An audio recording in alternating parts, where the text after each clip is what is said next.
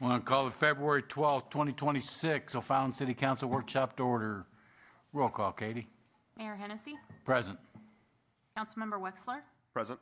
Councilmember Roth. Present. Councilmember Boyer. Present. Councilmember Thompson. She's excused. Councilmember Costello. Mark him in attendance when he arrives. Councilmember Kewen. Present. Councilmember Taylor. Present. Councilmember Cook. Present. Councilmember Ragsdale. Present. All right, folks, you have an agenda in front of you. What's the pleasure? Motion to approve Ragsdale. Second, Wexler. Motion by Councilwoman Ragsdale, second by Councilman Wexler. Questions or comments? All in favor? Aye. Any opposed? Motion passes.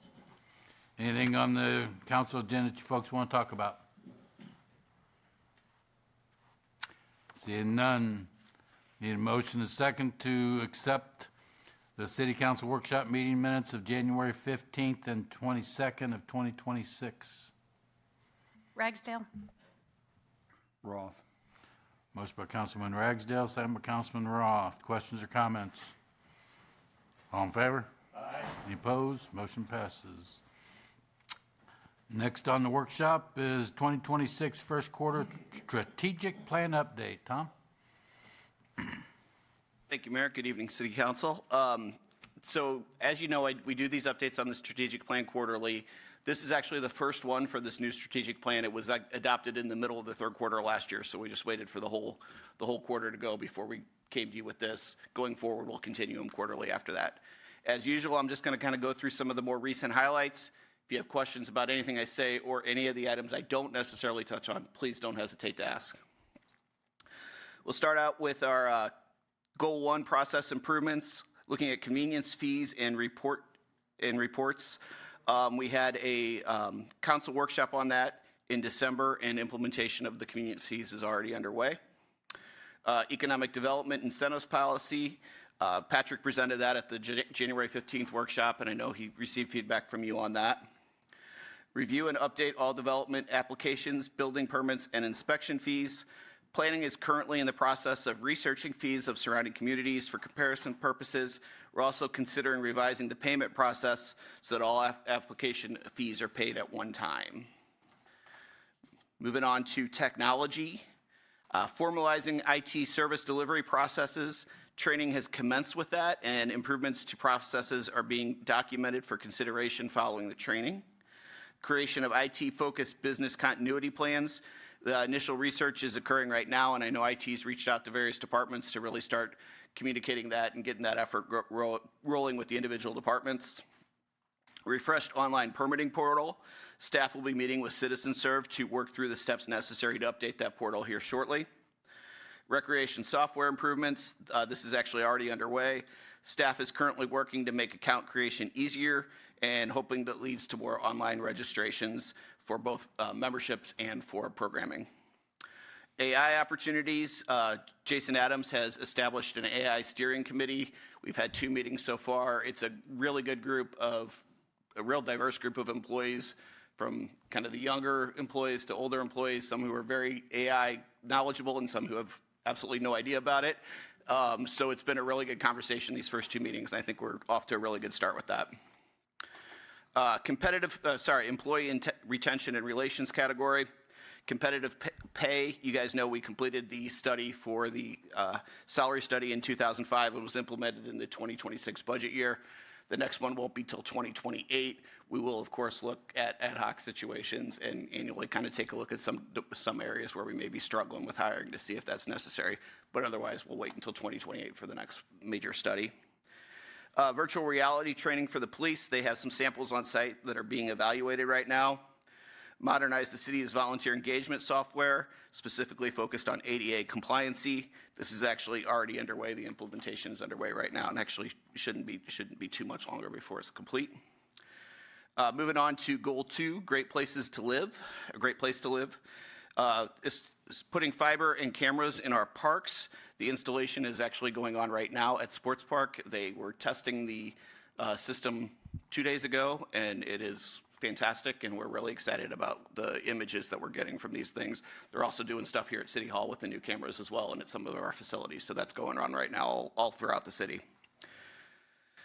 Senior facility inspections, those were completed for this year, and that's now going to be an ongoing process. Every year, we will annually look at our senior, have inspections of our senior living facilities. So it's part of our normal process now. So we essentially have completed the strategic plan goal, and it'll just go forward ongoing.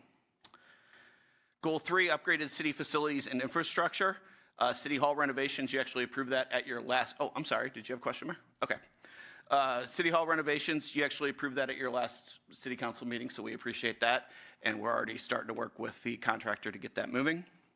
O'Fallon Theater, we've talked to you guys about that as well, that we should have something hopefully to you at the next meeting or the meeting after that to look at and approve on that part of the project. The Arctic, that is currently under construction. The mayor, Mike, and I got to see a tour of it just last week. It looks fantastic. They're got most of the construction done. Now they're starting to bring in the actual computer systems and everything. So they're shooting for a March opening. Yes, sir. So everyone want to mark the calendar, March 12th at 2 p.m. is the ribbon cutting. There you go. I wasn't quite ready to put that out. I wasn't sure. So thank you, Mike. It's ready to go. All right, wonderful.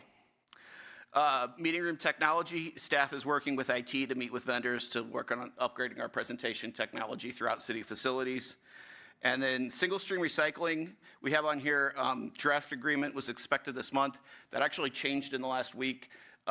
St. Peter's went ahead and just passed an ordinance setting their single stream recycling rates in ordinance form. So technically, we no longer need an actual agreement with them. We will just comply by their ordinance, and we're comfortable with that moving forward. So same thing, same result, just a different approach to it than what we thought was going to happen. And that benefits them for several reasons, because obviously it helps them with other clients as well. So it just makes life easier on them.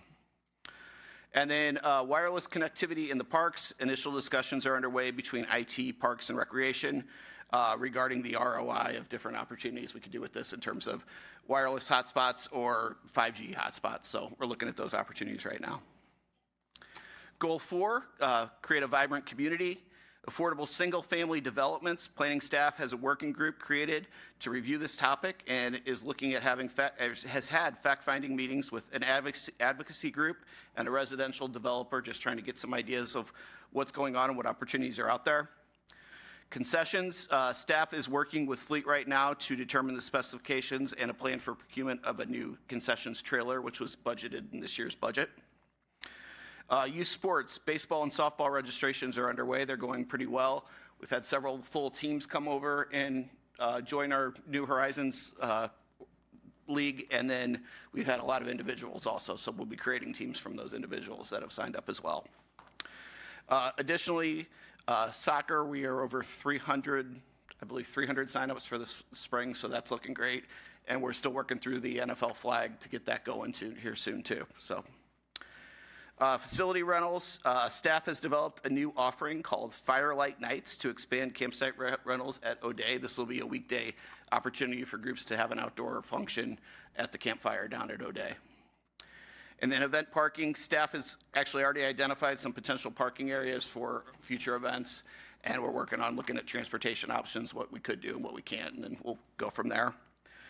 And then develop an event survey. Staff has developed a mock survey and is evaluating the best way to reach attendees for feedback from our various events. The last update I have is related to our city code updates, and that is preserving commercial property. This is complete.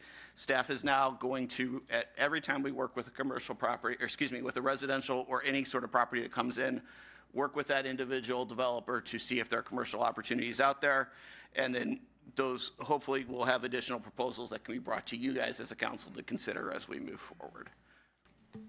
And that is my update for this quarter. Do you have any questions about anything? Questions? Thanks, sir. Thank you all. Next is a presentation of the O'Fallon Historic Places Register nominations.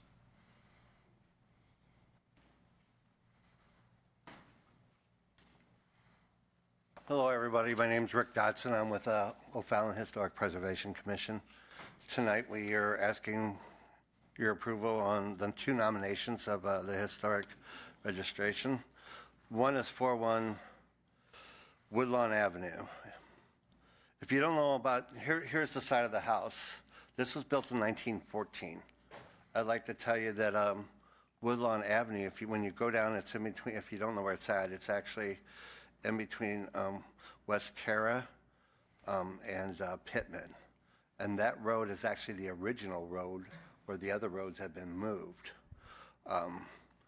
So this house was built in 1914. Originally, Mr. Roper had built this house. This stained glass. If you look at these windows, I just mentioned this. Usually when they built those houses, they did everything outside. They did the windows, they cut the glass, they put it in, and they just did it all. The stained glass, I'm not too for sure if that was a Sears thing or not, but this is all original here. This is the back side of it, and the back side, that property, it's half the size of what it used to be, because being originally it was a Summers home. In the back of it, there is an old privy back there. That is part of the original apple orchard that used to be back there back in the early 1900s, 1800s. And I want to say, Mr. Donnie could not be here tonight. He had surgery today, so he's at home recuperating. Here's the other side. This would be the south side. 1940. I mean, this house is unique. I don't think we have any others like this here in town. And here's the front of it. But this is really neat. You can see that it still has the old down at the bottom. You see where they poured the concrete and it used to come out in the middle. It probably had a horse thing at the bottom of it from the original Woodlawn Avenue. So the house next to it, the little brick house next to it, that was Mrs. Lang. She was actually the daughter to the Summers, and she grew up in this house here. But the wood here was milled here in O'Fallon itself. Now, what you can see is because everybody, the hailstorms, everybody put aluminum, put siding on it. So you covered over a lot of the wood, replace the siding later, every hailstorm. So you don't see the wood underneath it, but this is the best way to keep it and insulate the house. But this is really a beautiful, unique house. We do not have very many pictures. We do know that some of the, John will get into it next on the 419, that he lives there. But some of the stuff in this house was probably even came from the Mercantile, Westhoff Mercantile. And you look underneath, he's still working on the house, doing the inside.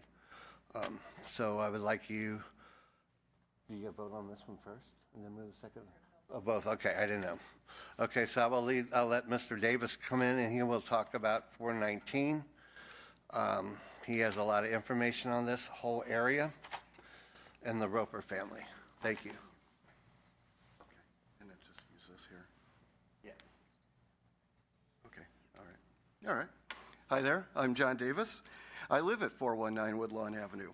My wife Erica and I have been O'Fallon residents for 28 years and have both grew up locally nearby.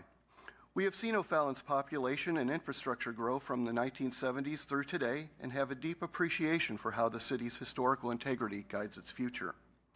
Names like Krekel, Westhoff, Ginevra are commonly recognized as those who helped shape the city, yet there are names not as well known from around Woodlawn Avenue who also contributed to the city's heritage.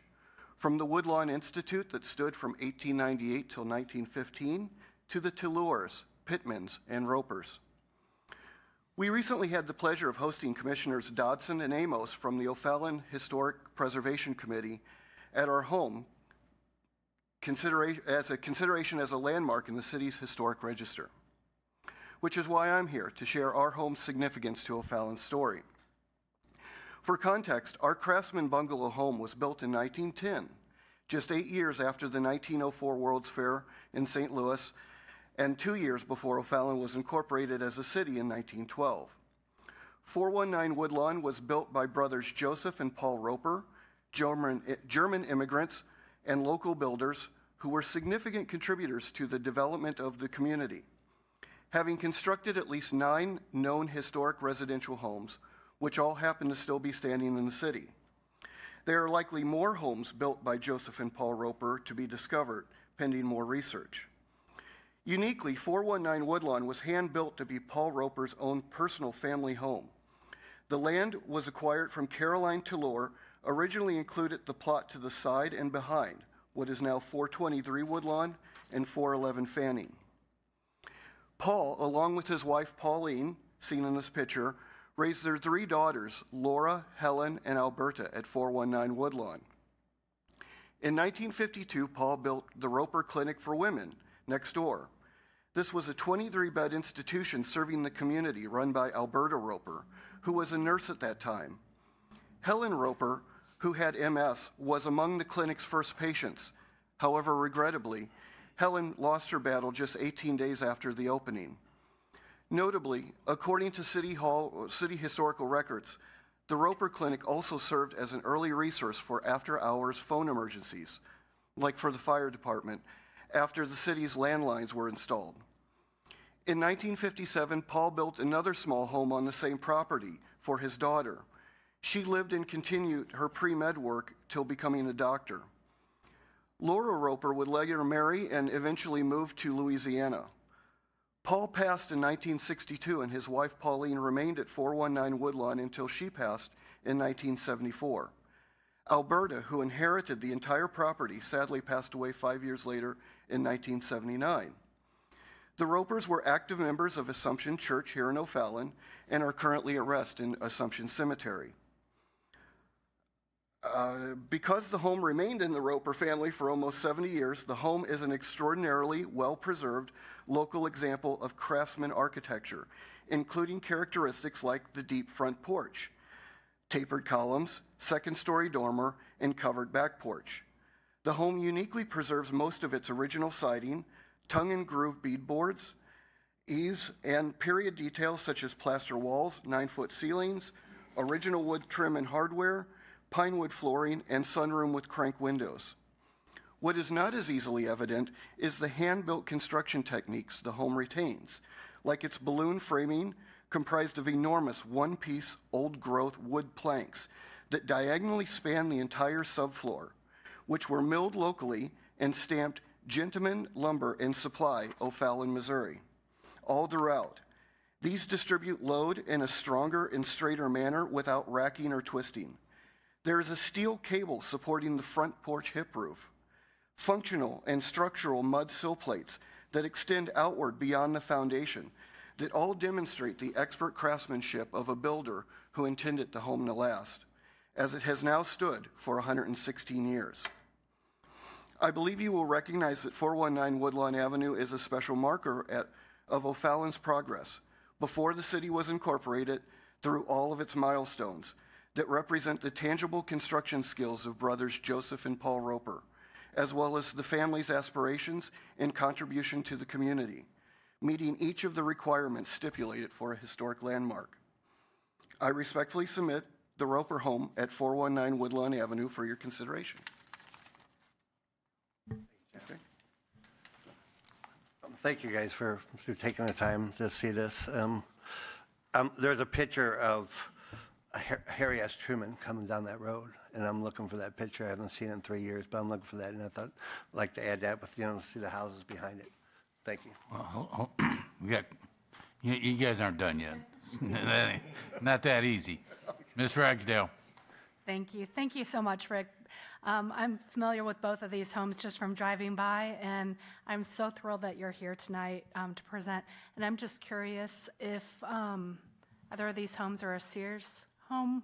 Not on that block. These were all built by the Ropers. I think the Sears, more Sears are down there on Civic Park.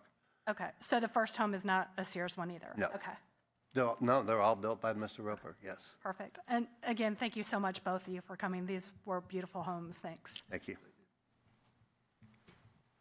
Anybody else? Mr. Roth? How you guys doing? Real good. Saying about this, but I've been meaning to get a hold of you. Are we a go on the Brody? We are. We got to go next week. Just to let the rest of the council know, we got a young kid going to do an Eagle Scout project for Sage Chapel Church, and we had to get it cleared through all the historical stuff, and we just got a thumbs up. So we'll be having a new Eagle Scout project up at Sage Chapel Church here in a couple months. Okay. Thank you, Roth. Thank you, Councilman Roth. Anybody else? Mr. Boyer? So once we get the designation, what is that? I'm not familiar. So whenever you get the designation, what happens to the houses and what gets applied? We have a plaque Yeah. that actually goes out on the front of the house. And that's it? And, well, yeah, it gets designation, it gets, it gets on Fallon. Well, the plaque's pretty expensive. You can increase my budget, no? It also prevents. Prevents, yeah, I mean, it helps preserve our legacy Awesome. Thank you. the best we can. Okay, anybody else? Mr. Kewen? Just to tag on to that, and maybe I'm mistaken, but I thought designating a historic place also meant that you can't basically change the character of the home without it being approved. You can't come in and slap on, a sunroom or raise the roof or even raise the building, heaven forbid, if I'm not mistaken, correct? And I would hate to lose these treasures because somebody wanted to build, something else there. That does happen, and it will continue to happen unless we change the ordinance. But, we in O'Fallon, we don't basically dictate what people really need to do. We try to keep it as close to original as we can, and hopefully the homeowners will do that. But actually, the ordinance has not been changed to protect those homes yet. Thank you. Thank you. It was at the national level. There is a lot of protections in place as to what they can and can't do, but within our local O'Fallon ordinances, there's not a lot there. Ms. Cook? Thank you. John, this is for you. So when we were looking at this house at the historic meeting, we noticed that there's only one column there. Yeah. And we were questioning, do you have any, was that added afterwards to hold up the roof, or is that just how it was built? Actually, I could, let's see if I can go back to that. I'll show you the original old picture here. I believe this was taken in the 40s is what I was told. So you'll notice there is if you look in very closely, there's one board there that's a 3x3 or a 4x4 board. And on the other side, they had iron scrolled grate of some sort. The iron grate was removed, and this below it, the two columns that it sits on, is stucco. In fact, the same on the outer sides of the porch as well are stucco. And that 3x3 board stayed there. Now, it's not necessary from my understanding. I have different people tell me different things, but it looks like it's not structurally significant. As I mentioned, there's a steel cable running from side to side in there, which seems highly unusual from 1910. But it is in there, and so I considered removing it, but what I did is I found a wrap that mirrored the same style of craftsman architecture to go around that 4x4 board without removing it. It's in the stucco. The other one, I just put another planter on it because, strangely, most of Mr. Roper's other homes, such as at the end of Pittman Avenue where his brother Joseph lived, also have 3 columns. There's one just up the road, a little further, built in 1940, that also, strangely enough, has 3 columns. So I don't know if that was some trademark of his, but I just sort of left it as for the planter, and it's odd, I know. It's uneven. Yeah, we were talking about that. We were just kind of curious what the significance was, but thank you for that. Yeah, thank you. Okay. Anybody else? Thank you, guys. Appreciate it. Thank you. Mr. Woods, review of upcoming Planning and Zoning Commission agenda items.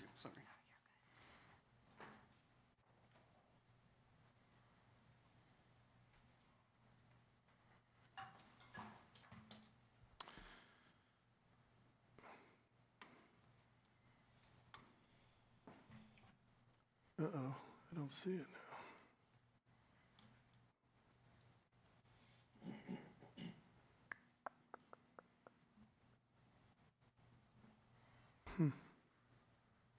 Oh, here we go. All right, sorry about that. Thank you, Mayor and Council. I'm here to go through our March P&Z agenda. We got quite a few things on here, so I'll go ahead and start going through it. The first one, Jeremy's Market on Highway P. This is just a conditional use that goes to P&Z. He wants to start serving alcohol there. So we have it on here as a conditional use permit to go through planning and zoning for that. Really no changes to the building or the interior, but they want to start serving alcohol as part of this business, so that requires that process. Next item, 330 Sondren. This is the, what we know currently is Good News. They've had some changes in ownership, and they're wanting to rename this Interruption Public House. And as part of that, they want to do some changes to the site. So they want to add a cooler and a new patio kind of out towards Roderick. So this is, there's kind of a covered patio here currently. They want to go out a little further with a patio and then a cooler on the back for additional storage. And that's going to be a site plan through planning and zoning on that. That's kind of a blow up. They do share parking like this. These yellow blocks here is what they share parking with the bowling alley liquor store property to the south. But yeah, they're going to propose a patio out there. We do have a comment to provide some bollards out there, so that's something we're talking to them about. Next project is a site plan for a building addition at the Fort Zumwalt School up off of Homefield Boulevard. That's the location, and this is really hard to see. I think my next plan shows a little bit better. Here we go. So this would be a new building back here. This is the, it's the newer building. I kind of think it's like the Autism Center. And the existing building here, Woodlawn's down to the south, be a new building addition to the school. Okay, we haven't had anything really like this for a while that I can think of, but this is a site plan. This is off of Pheasant Meadow Drive, Highway K. The green, kind of this area here, that's all city limits.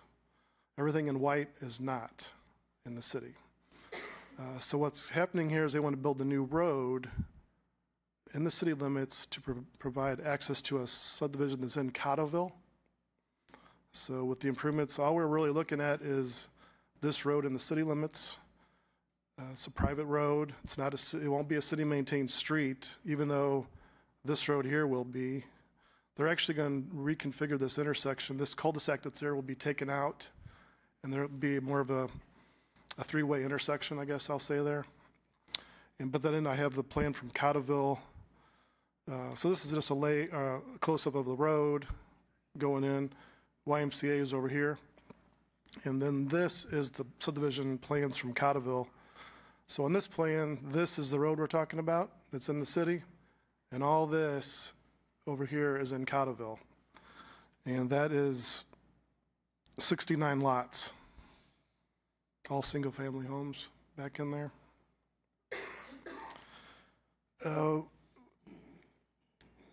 One thing I have learned after kind of looking at this is there is an access way to come in. They do have access out to K coming through here. There's a house. But it looks like they might be bringing most of the construction traffic this way back rather than using our street. That's kind of what I've been hearing. Because that was one of our concerns, having all that construction traffic going down our street there. But I think they're coming up with a different route to come in this way. This is like an entrance into the strip mall and the Blue Fuse, and once you get past a certain point, it just kind of turns to gravel back there.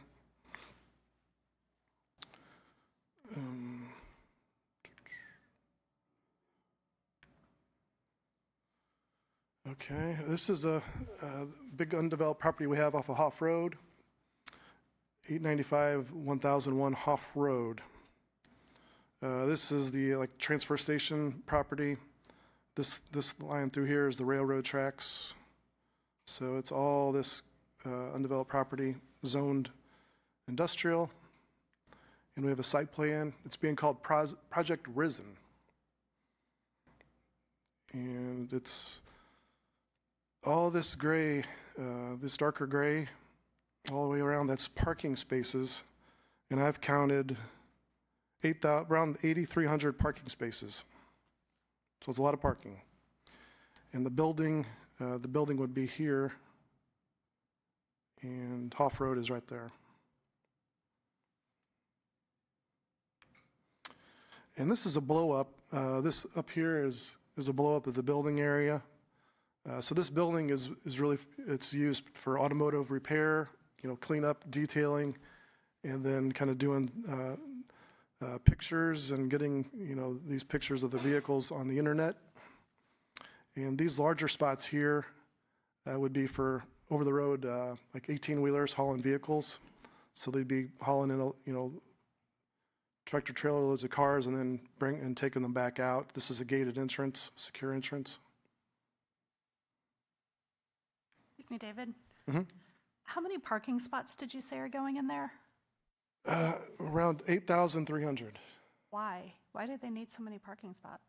Well, they bring in, loads of cars that they've bought and then clean them up and resell. So. That many of them? Right. Wow.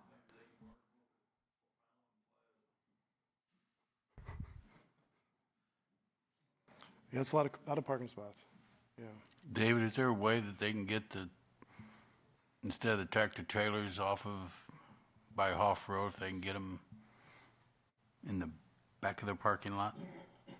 I'd prefer them to have it in the back parking lot rather than sitting there right up against Hoff Road. Having more parking back here? Where to me, I don't like it up against Hoff Road. Yeah. One thing I forgot to mention is like this lot, this separate parking lot there, that's the employee parking. No, I'm not worried about the employee Yeah. parking. I'm worried about where their car, tractor trailers or whatever is going to be parking right up against All this or stuff, right yeah. there. Yeah. I would like to see them push it further to the back of the lot. To me, they can put parking lots for cars there and move the tractor trailers back to the back of the parking. Okay, yeah, we can talk to them about that. That's my suggestion. Okay. Do you have something, Mr. Kewen? Yes, sir. What is this currently zoned? It's zoned I-2. And does this So- fit into an I-2 zoning? Yes, yeah, it's a permitted Does it use. require a conditional use permit or anything? No. Fantastic. Okay, thanks. Yeah, this is a blow up of the building. It kind of showed, these are all those little squares are, bays where a vehicle would come in to get worked on. So you'd have drive-in doors and all these are different bays of vehicles being worked on. There's also like a wash to wash cars. These circle things are where I believe you drive a car in there, it's got cameras and they're taking, doing like a walkthrough, like live video of a car to sell it on the internet. Here's the building. It's mostly metal. This complies with our code. We do require the frontage to be not all metal, and they've done that. This little bit here is all that faces the road, off-road. So yeah, that's what I got on that one. This is the sports complex. Their plan was getting close to expiring next month, so they're asking for an extension. We have been in contact with them pretty regularly. They've been working on construction plans and building permits, so they're not sure they can get it all approved in time with all the moving parts on this, but it's just an extension of their plan, and that's a letter explaining what they're working on. That they do have a couple minor things, but nothing that constitutes a new plan, I would say. Yeah, they're working on the plan for the road improvements, and I know the Bourbon Garden is something they've been looking at also, so that's what they're just asking for, that plan to be extended. This is their plan. One change that from before was this building before was all one building, and they're proposing to separate that into two. This is the Bourbon Garden down here. That's the hotel and extended stay facility. Really no changes over here. Okay, next project. This is a rezoning conditional use permit and a plan for a new senior housing project in Winghaven. This road here is Winghaven Boulevard. This is Phoenix at the signal there. This is a property as you're kind of going down the road to Highway 64. This is kind of up on the hill to the left. There's a median kind of throughout here. This is the Winghaven golf driving range. Oh, and all this down here is where the solar field's going. So this is senior housing. They're wanting to do 104 independent units, 49 assisted, and then they also have 20 memory care units. So they've got a little mix of all the different types of housing. All this up here is the independent, the assisted is here, and this back in here is the memory care unit. They are proposing 2 access points off of Winghaven. One would be here. This one would just be a right in, right out. There's a median here. But then as you go down here, they propose a full access, and they're proposing to cut that median to get in with that left turn and the left out. And we have, they've done a study on that because we were worried about the sight distance and different things there. And this, you can get all these little lines here. That's the topography. So this is kind of going up pretty steep, coming up to get up here. And then they're grading this, and there'd be a retaining wall back here, a lot of grading back in here. This just shows you the different types of units. There's a range of 1 bedroom, 2 bedroom, 2 bath. So that's all that is.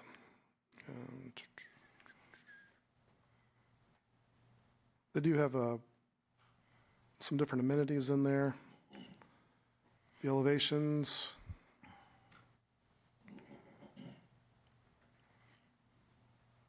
This is the study we did, or the CBB did, that we reviewed for this curb cut, median cut, I should say. So this is the signal down at kind of the back entrance into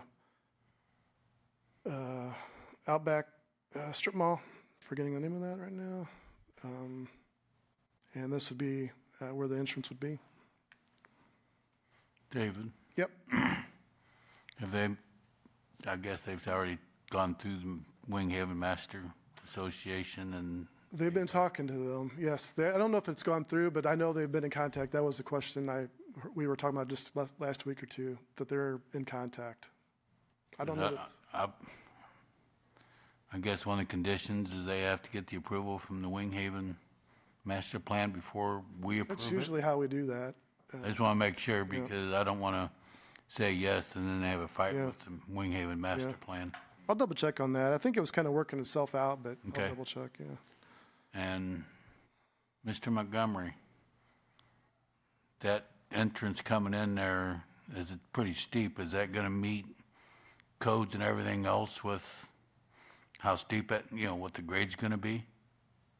A good question, Mayor. So we have, and that's one of our concerns is the sight distance and grade coming in, and certainly it's kind of around a bend, and they're wanting to remove the median. So that'll be something. I'm not worried about the cutting the median. Is the driveway coming from Winghaven up into the property. If that's going to be a steep hill, I mean, I don't, if it snows and stuff, they'll be sliding out onto Winghaven Boulevard. I just want to make sure that, is there something in our ordinance or whatever, what the ratio is that they have to meet? Yes, sir. There's a certain grade limit, so Okay. we'll want to check for that and other concerns. So Okay, thank you. Debbie? This gentleman is not trying to go through the state to get any funding or anything? Is he doing this on his own? I have not heard that they're asking anything from the state. I don't know for certain. I don't think so, but I'm not positive. I can double check on that, yeah. We'll find out in March. Amanda? I might have missed it, but what was the company that's proposing this? Because I worry of all the problems we have in our ward with some of the senior communities. Yeah, this is a newer, I don't remember them ever coming to town. This is O'Reilly.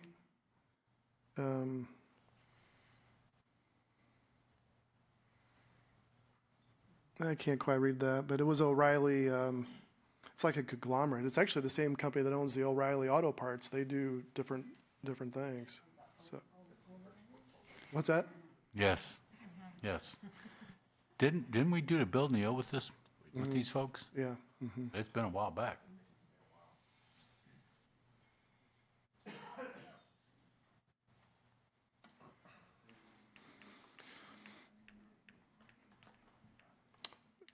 Okay. This is another one actually right next door in Winghaven. This is zoned high-tech. Both of these were zoned high-tech, actually, and they're proposing to rezone them. This one here, high-tech to single-family residential. The one we were just talking about, the senior housing project, is right there. So just beyond it, off of Phoenix, is this piece of property. We have the ambulance building that's under construction. I think it's getting pretty close to getting done. And then we have this property here. They want to do, this is Lombardo. They're wanting to rezone it, 30 single-family homes, just a cul-de-sac coming down. And as part of this, they're proposing a park. So this would become a city property park. I think the details are still being worked out, but it would be parking lot with like a monument kind of sculpture walking path. That would be part of it. And they would also, there's a trail that kind of cuts through here. That's an amenity for Winghaven that they'd relocate kind of around the property that way. They're just asking for straight R1, so all these lots are 10,000 square foot and above. And they just have their, this is just a list of all the different models. I can slow down if you want, but you kind of get the idea. And that's what I got. Questions? Mr. Wexler? Thank you, Mayor. David, on that Pleasant Meadow Drive, is there any way we can look at maybe some traffic calming along that Pleasant Meadow? I've been back there. It's like a racetrack. There's that school and the YMCA and a bunch of kids walking there. Like down this way? Yeah. Yeah. When they're coming out of those apartments, was that Prairie Place? They're flying through there. So I don't know if we can, if there's any way to put a stop sign there or some kind of traffic calming along Pleasant Meadow, or just maybe look into that a little bit. Okay. Yeah, I think the way it's set up is, Wade might have to remind me, but I think it's the way the plan I'd seen, this road would become the through street, and then this road would come in as a stop coming that way. But yeah, I guess we can talk about the traffic calming on that. Yeah. Cool. Thank you. Anybody else? Thank you, David. Yep, thank you. Any other items for consideration? Seeing none, I'd like to have a motion to go to closed session 610-0211, legal action, cause of action, or litigation involving a public governmental body and any confidential or privileged communication between a public governmental body or its representative and its illustrious attorney. 610-0212, leasing, purchasing, or sale of real estate, and 610-0212, sealed bids and related documents till the bids are opened, and sealed proposals and related documents or any documents related to a negotiated contract until a contract is executed or all proposals are rejected. Wexler. Ragsdale. Motion by Councilman Wexler, second by Councilwoman Ragsdale. Roll call, Katie. Councilmember Cook? Yes. Councilmember Kewen? Yes. Councilmember Wexler? Yes. Councilmember Ragsdale? Yes. Councilmember Taylor? Yes. Councilmember Costello? Yes. Councilmember Roth? Yes. Councilmember Boyer? Yes. All right. We'll be up in the community room at 6:25, and this workshop is adjourned, 6:15.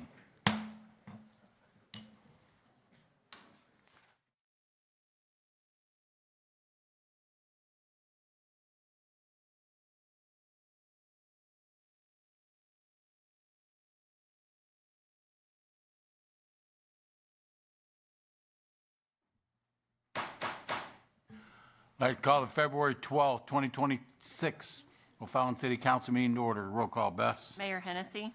Present. Councilmember Wexler? Present. Councilmember Roth, Present. Councilmember Boyer, Present. Councilmember Thompson, She's excused. Councilmember Costello, Present. Councilmember Kewen, Present. Councilmember Taylor, Present. Councilmember Cook, Councilmember Ragsdale. Present. Everyone will please stand, if able, for the invocation by Police Chaplain Brandon Buford, Senior Pastor of the Lighthouse Church, followed by the Pledge of Allegiance, led by Councilmember Boyer. It's good to see you again. As kind of my custom, I read a Bible verse. And today I want to read from James chapter 3, verse 13. It says, "Who is wise and understanding among you? By their good conduct let them show his works, or their works, in meekness of wisdom." It goes on to say that wisdom from above is first pure, then peaceable, gentle, open to reason, full of mercy and good fruits, impartial and sincere. And a harvest of righteousness is sown in peace by those who make peace. And I pray today that that divine wisdom rests on each one of you as y'all continue to make plans for this city. Would you bow your heads as we pray? Father, we're so thankful today that you've allowed us to be here. I pray for each of our citizens that have gathered here today. And Lord, I pray that you would be with them and their families. If they have needs, you know them even before we ask. And I pray that you would touch them, answer needs, bless them, we pray. I pray for our council.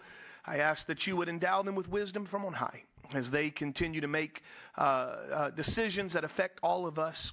I pray that you would allow their voices to be heard, give them wisdom to make those decisions that will better serve this community. We pray, and we give you glory and thanks in Jesus' name. Amen. Amen. I pledge allegiance to the flag of the United States of America and to the republic for which it stands, one nation, under God, indivisible, with liberty and justice for all.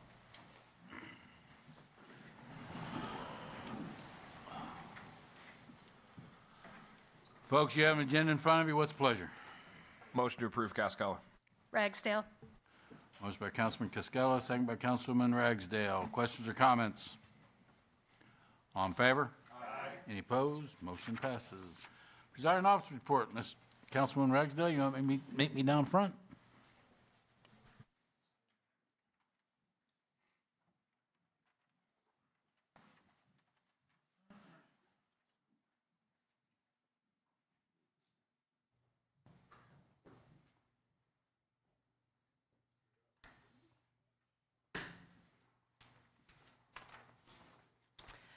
I have been honored enough to be the liaison on behalf of the council for our DARE students, and I am extremely thrilled, so proud of all these students. These are fifth graders that went through the DARE program. They've recently finished and graduated with the help of their tonight's students, with the help of their DARE officer, Officer Jessica.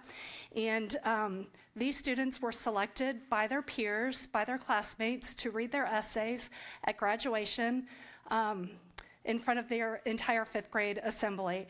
And then one from each class, and then we selected a winner from each of the schools to actually come and present to you all their essays that they wrote. And I'm just so thrilled and so proud of each and every one of them. It takes a lot of courage for these students to read these essays in front of their classmates. And I know that you guys will get as much out of it as what I've been honored to get. But before I bring the students up, I did want to ask Officer Jessica to come up and talk about her first year in the DARE program.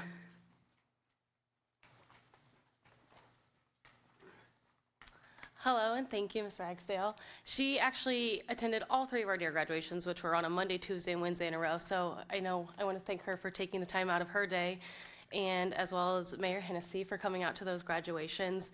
This is my first year teaching DARE. This is my fifth year as an officer with O'Fallon, and I've been really, really privileged to work with these students, teachers, and administration within the Fort Zumwalt School District.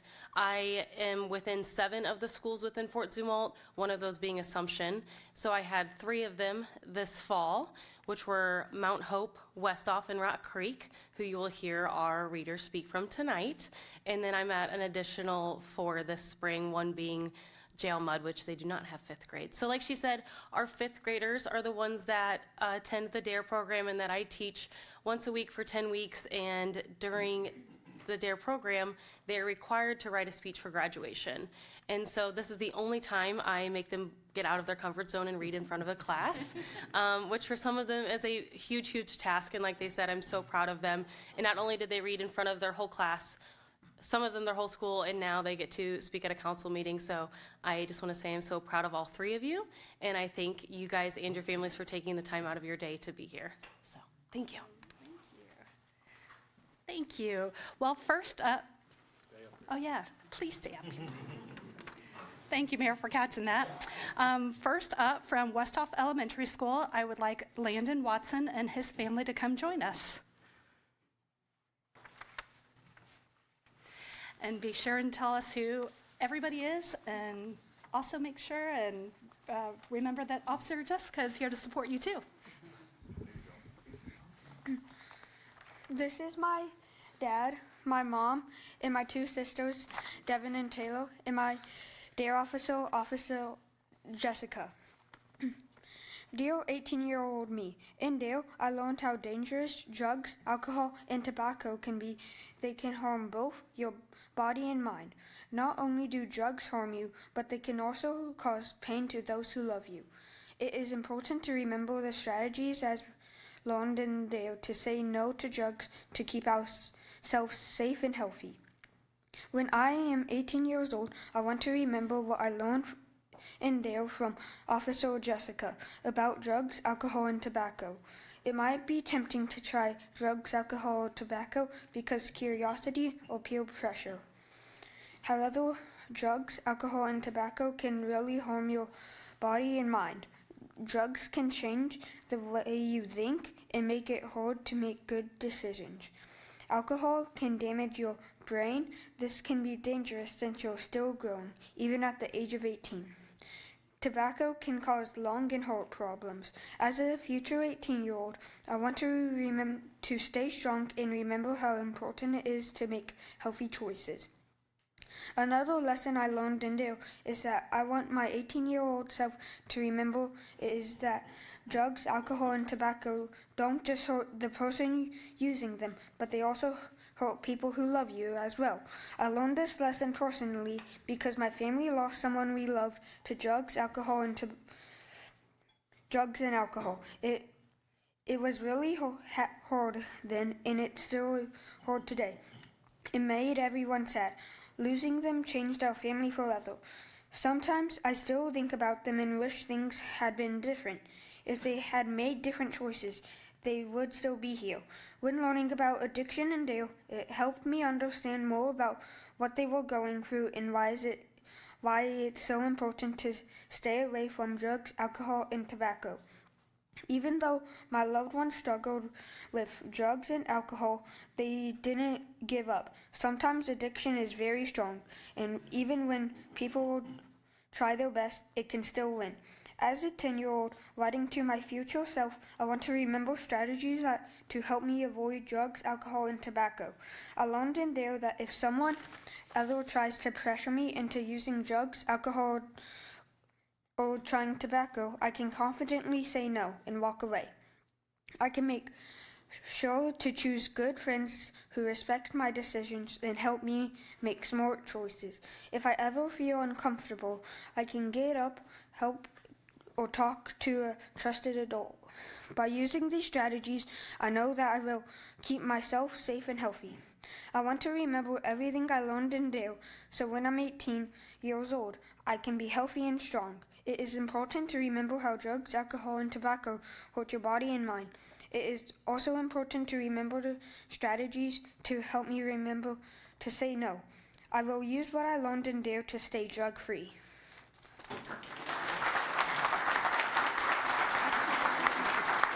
Congratulations on the dance show. Was more nerve-wracking here or during the graduation? Here. Congratulations, buddy. Nice job. Thank you so much. See, I told you these kids were pretty amazing. Next, we have from Rock Creek Elementary, Miss Ivory Brown and her family.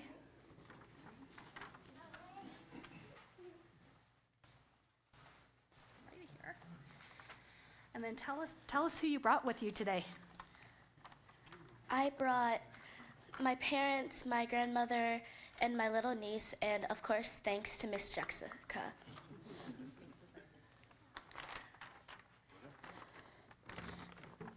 Dear future Ivory Brown, first, I want to congratulate you on completing high school. I am so excited to see what college you get into and that we got amazing grades. I wrote this essay to remind you about whenever you were in 5th grade and Officer Jessica taught you DARE lessons. Once you are in college and start going to college parties and other social events, your friends will try to influence you by offering alcohol or drugs and pressure you and make fun of you for not partaking in drinking or drugs. One main pressure is called FOMO, meaning the fear of missing out. Now that you're in college and a young adult, it is important to be responsible for your actions as there could be serious consequences. For instance, in the text it says, national studies indicate 25% of college students have driven while intoxicated in the past month. The aftermath of drinking and driving can include loss of life, jail time, fines, probation, community service, and expulsion or suspension. As you go on in college, you must learn to be a presentable role model for those around you. It comes with a lot of benefits for you in the future as well. Like you can maintain a good reputation, you open doors to leadership roles, and beneficial to improving your well-being along with your mental health. Once you go off to college, remember to make good and smart decisions throughout college, and remember these lessons so they aren't for nothing. Be safe and be responsible, and remember, you are never alone and you are strong enough. Sincerely, your younger me.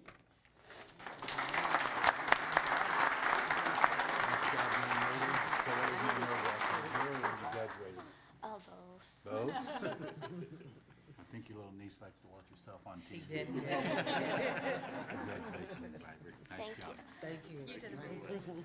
Thank you. And then last but not least, from Mount Hope Elementary, I have Mr. Mason Holton. Come on up, Mason and family.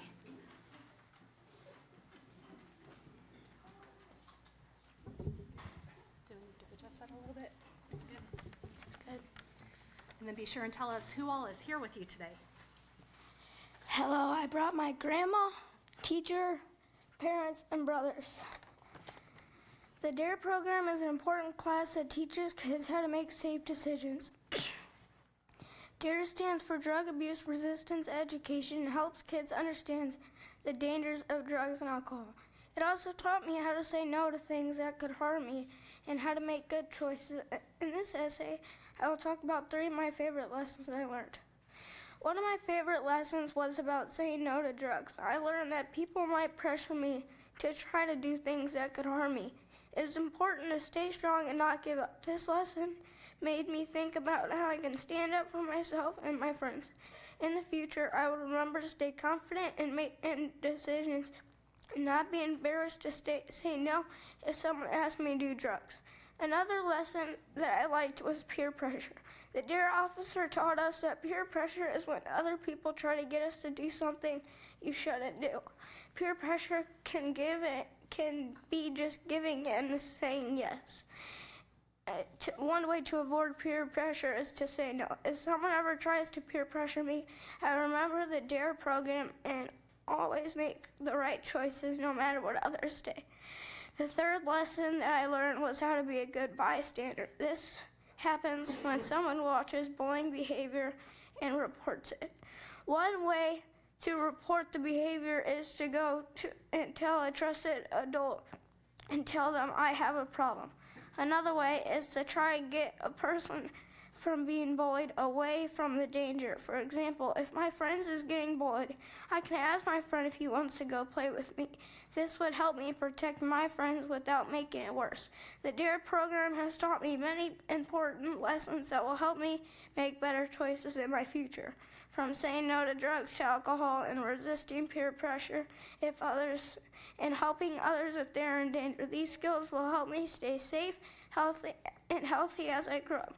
I feel confident that I can make good choices and encourage others to do the same like I was taught in DARE. Can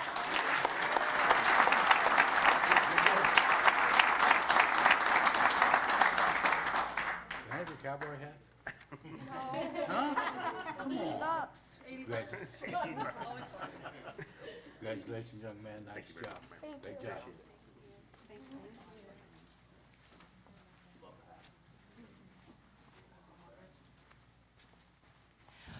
Once again, thank you so much to all the Dare readers. You guys were all phenomenal, and I appreciate you, and I'm proud of all of you.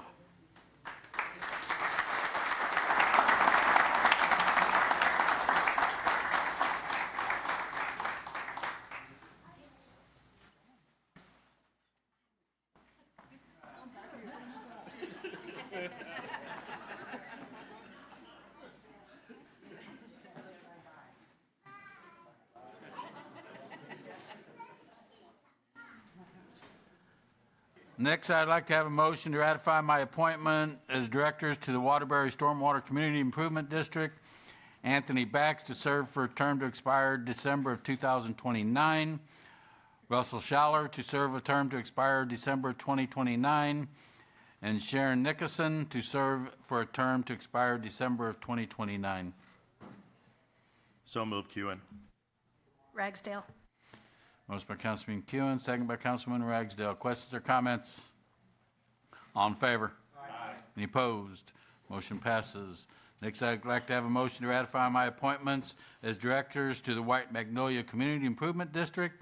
Patricia Knowles to serve to expire, term to expire October 26, 2029. Patrick Knowles to serve for a term to expire October 26, 2029. Conan Stott to serve for a term to expire October 26 of 2029. And Anthony Machaca to serve for a term to expire October 26, 2029. So move, Wexler. Costello. Councilman Wexler, Councilman Cascella. Questions or comments? All in favor? Aye. Any opposed? Motion passes. Next is citizens' comments. I have one citizen's comment. Mr. Dienoff.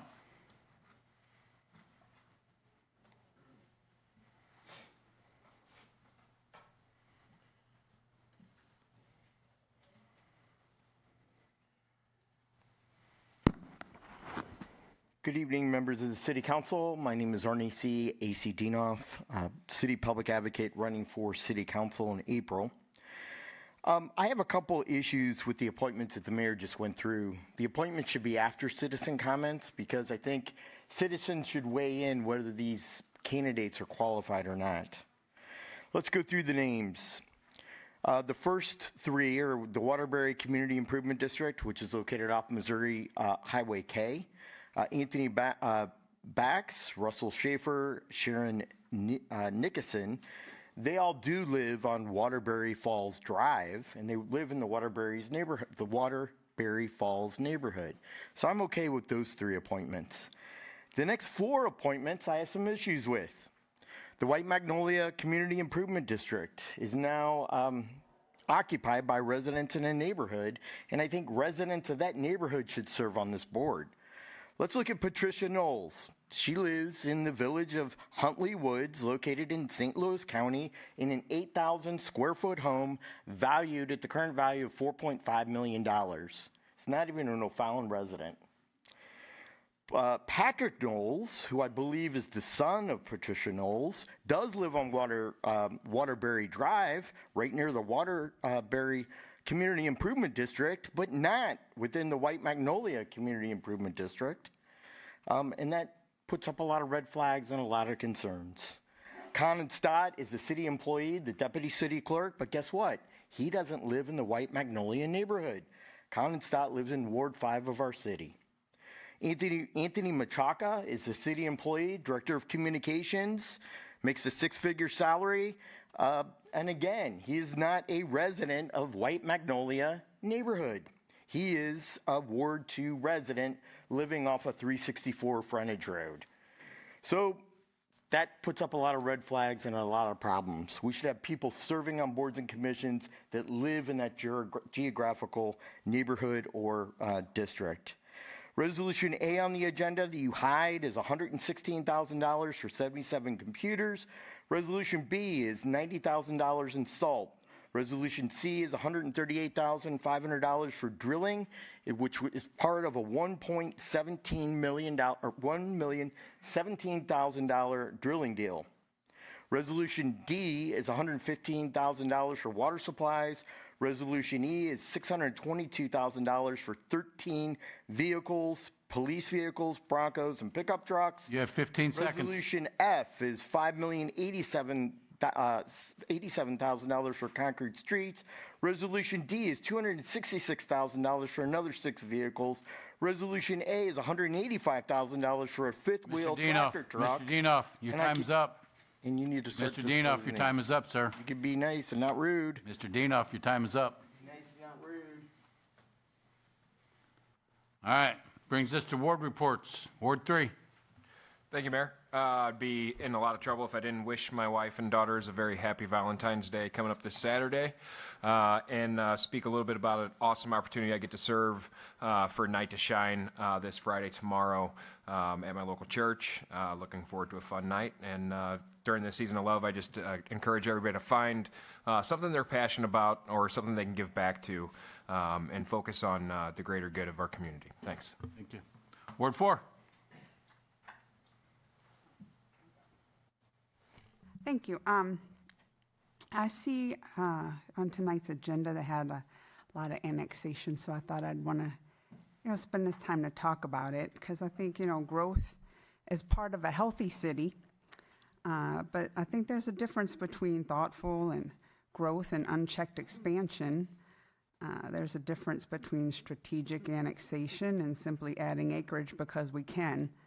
I come from a blue-collar family, construction workers on mine and my husband's side, generations, trades, people who, work with their hands, built things and took pride in that work. And I realized the importance of development pertaining to the economy. And, so I'm not anti-construction or anything like that, but, I am anti-overdevelopment. I'm for common sense development, and smart planning. I'm against the idea that we should just build anything, anywhere, just because someone wants to build it. I think growth should be intentional. It should be planned, and it should make our city better, not just bigger.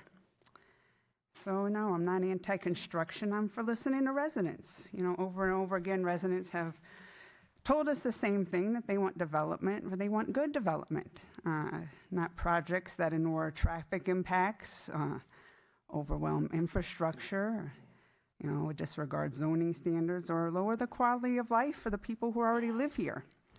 And those voices, they matter. I'm also tired of seeing our city end up in lawsuit after lawsuit because decision makers refuse to listen to work with the residents, assuming that they know better. That isn't smart growth. It's expensive, it's divisive, and it's completely avoidable.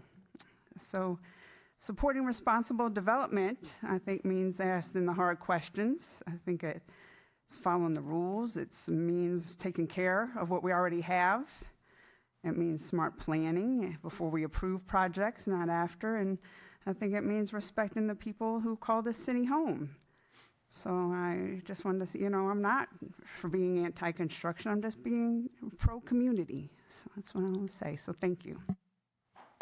Mr. Kewen.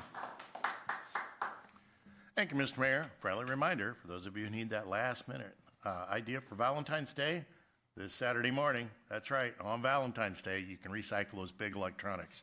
Just bring them up to T.R. Hughes. There's going to be a parking lot on the side. Your wife or girlfriend or husband or boyfriend will love you for it. Get that big old TV, that big old tube TV that's still in your basement. Get rid of that sucker. That's all I have. Thanks. Thank you. Ward 5. Thank you, Mayor. And I'll add on to that. The following weekend is the bulk waste drop-off out at the transfer station. So when you're cleaning out, spring cleaning's kind of getting in the air. So clean out your garage. And that's going to be Saturday, February 21st from 7 a.m. to 3 p.m. Thank you. Ms. Ragsdale. Thank you. Happy Valentine's Day to all of you lovebirds out there. Tuesday is Mardi Gras, so please be safe and no drinking and driving because we would hate for our officers to have to arrest anybody.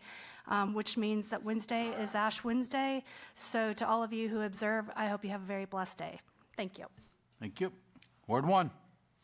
Thank you, Mayor. Nothing for me today. Mr. Roth. Yeah, I got two small things I'd kind of like to. Got a lot of compliments for the city. I just want to put out to the street department and parks or whoever else was involved with all the snow removal. I had a lot of compliments on how the city got the streets pretty clean compared to the last few times. So I just want to give a hands up to all the guys that did the snow plowing, the shoveling, the salt and everything. I just want to say thank you to all of them. And then next Friday, after Ash Wednesday, all the fish fries start. I'm with the VFW up here across from Ethel's. I expect to see half you guys in this room up there buying some fish from us. If not, I'll be back here and you'll know it. Other than that, that's all I got. Thanks, sir. Mr. Boyer, Ward 2. Happy Valentine's Day this weekend, and that night to shine. Another shout out to that. That's a very special event. I'll be participating as well. Get to be a buddy. It's cool. And then March 11th is the senior fair. So if you're interested, go online and find it. Okay. Thank you. Brings us to our city administrator's report. Mr. Snowden. Thank you, Mayor. I'd like to take a moment to acknowledge the contributions of several staff members who are reaching milestone anniversaries this month. Police Officer Esther Stockdale and Parks Maintenance Worker Brian Reitmeyer have been with us for 5 years. Police Officer Kelsey Cruiser and Volunteer Coordinator Katie Jordan have served the citizens for 10 years. Street Maintenance Supervisor Craig Salonis and Parks Construction Supervisor Tim Snyders have been a part of Team O'Fallon for 25 years. Building Inspection Supervisor Scott Dabney has served our city for 30 years. And last but certainly not least, Police Sergeant Bill Stringer worked with us for 35 years and retired to the day last Friday. I want to thank all of these individuals for being such an integral part of Team O'Fallon for all of these years. And that's all I have tonight, sir. Thank you. Comes to old business. We have a unified public hearing and a public comment to consider the rezoning of a certain tract of land and to consider granting a conditional use permit for property located at 507 Sondern Street, Stevens Place. Someone here to present this?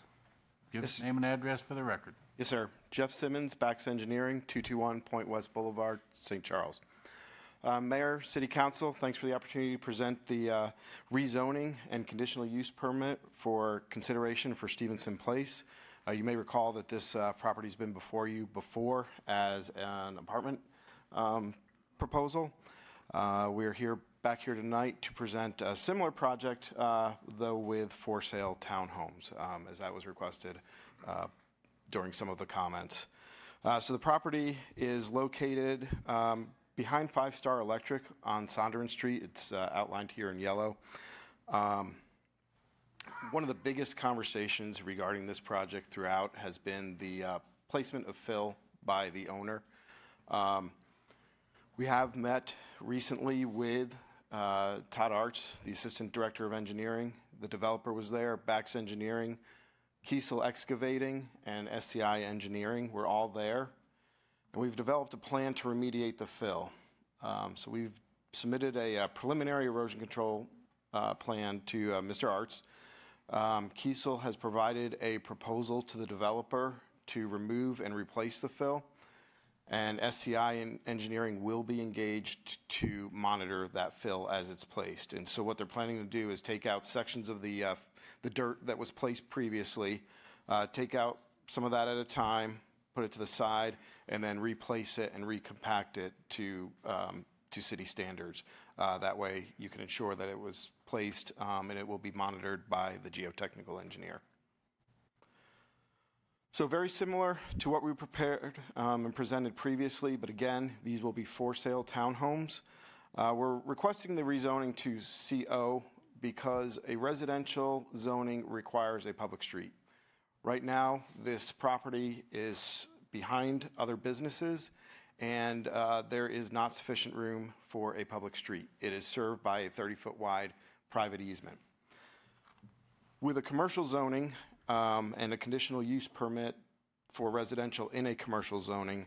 That allows us to make that access private and utilize the 30 feet that's available to us. As part of that, you'll notice there's a parking lot that's off of our proposed site. That is relocated spaces from next to 5 Star Electric where that access road will occur.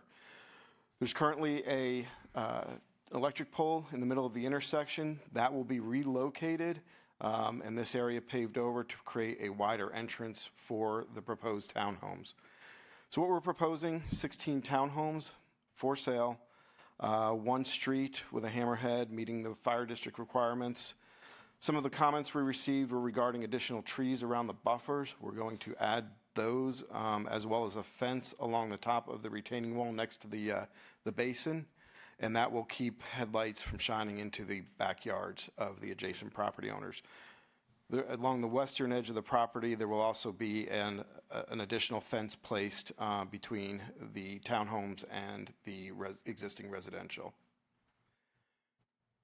The townhomes will be very similar to apartments built by the developer along Highway P that have been built and are fully rented out. So utilizing that concept, but in a for sale situation. And these are just pictures of what those look like. I do have the developer here to answer questions as well. And I understand this is a public hearing, so I step aside and. That's it. Oh, sorry. Questions for Jeff before we move on? All right, go ahead and step aside. I have one person, Mr. Dienoff.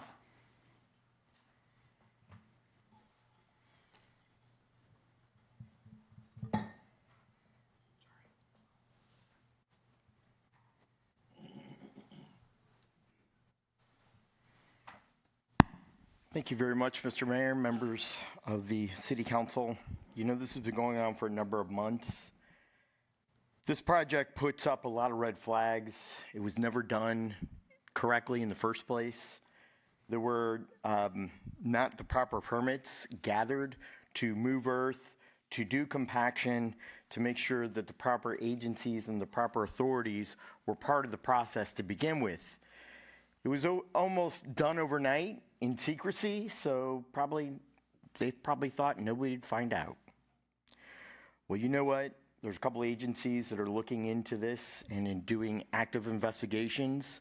One is the Missouri Department of Natural Resources.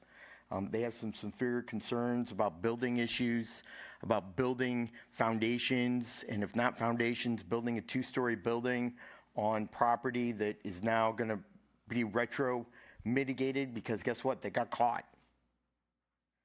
So that means that kind of tells me that they're unscrupulous developers and they try to cut corners. So if they're going to cut corners on filling of this property, which this property has a ton of issues to begin with, it's undevelopable in my opinion. If they're going to cut corners here, are they going to cut corners in construction and put our residents who are going to buy these townhomes in jeopardy? What if there's a collapse? I believe the city of O'Fallon will be liable and responsible and accountable because you let it happen. And so this remediation process, this entire process, there are state laws, promulgated rules and regulations that are clearly designed to protect residents of future development. Those promulgated rules and regulations of the Missouri Department of Revenue, guess what? They thumbed their nose. They said, the heck with the laws. We're going to do what we want, and we're going to do it on our accord and to our specifications.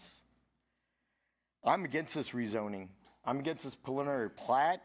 It stinks. It doesn't make sense. It's not a viable option for this property or the neighborhood or the adjoining neighborhoods who have tremendous property values at stake here. Their property values will plummet 20 to 30 to 40% if this is approved by the City Council. I can go on and on about this property and about how there's a lot of red flags, how there were things that were violated, skirted around, not getting the proper permits or the proper You inspections. have 15 seconds. And so you need to do the right thing and protect our community. And I ask that you turn down this rezoning and turn down the preliminary plat that also was, I believe, turned down by the planning and zoning. I forgot to get those votes.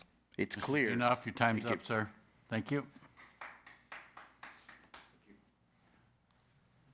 I have no other hearings for this item, so we'll go ahead and close the public hearing and public comment. Questions for Jeff? Amanda?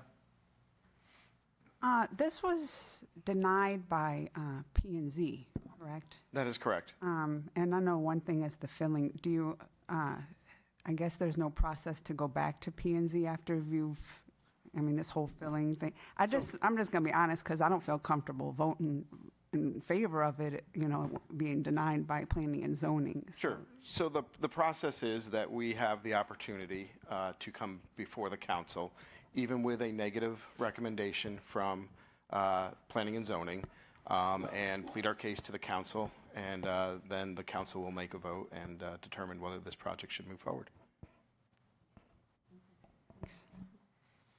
David, the site plan was denied too also, was it not? So that would, Yes, it was. would they have to come back to P&Z for the site plan? If the rezoning in this conditional use, it would have to go back as a new site plan, yeah. Okay, thank you. Any other questions? Thank you, sir. Thank you. Brings to Bill 7819. This is on the table. Do I have a motion to remove it from the table? Wexler. Motion by Councilman Wexler. Do I have a second? Roth. Second by Councilman Roth. All in favor? Aye. Any opposed? Motion passes. Motion is second to introduce Bill 7819. Wexler. Motion by Councilman Wexler. Second? Roth. Second by Councilman Roth. Councilman Wexler, please present the bill. Bill number 7819, an ordinance providing the rezoning of a certain tract of land located at 507 Sondern Street, owned by Michael Schneider, from R1 Single Family Residential District Downtown Overlay to CO Office District Downtown Overlay. Thank you. Brings to Bill 7820. This is on the table. Do I have a motion second to remove it? Wexler. Motion by Councilman Wexler. Second? Roth. Second by Councilman Roth. All in favor? Aye. Any opposed? Motion passes. Motion second to introduce Bill 7820. Roth. Motion by Councilman Roth. Second? Wexler. Second by Councilman Wexler. Councilman Roth, please present the bill. Bill number 7820, an ordinance granting a conditional use permit to the Stevenson Place Homeowners Association to allow dwellings in non-residential zone structures in a CO Office District Downtown Overlay under certain conditions on a certain tract of land located at 507 Southern Sondern Street within the city of O'Fallon, Missouri. Thank you, sir. Questions or comments on the committee and commission reports? Seeing none, we stand as read. Questions or comments on the consent calendar? Motion to approve, Kewen. Second, Costello. Motion by Councilman Kuhn, second by Councilman Cascella. Council members, please cast your vote.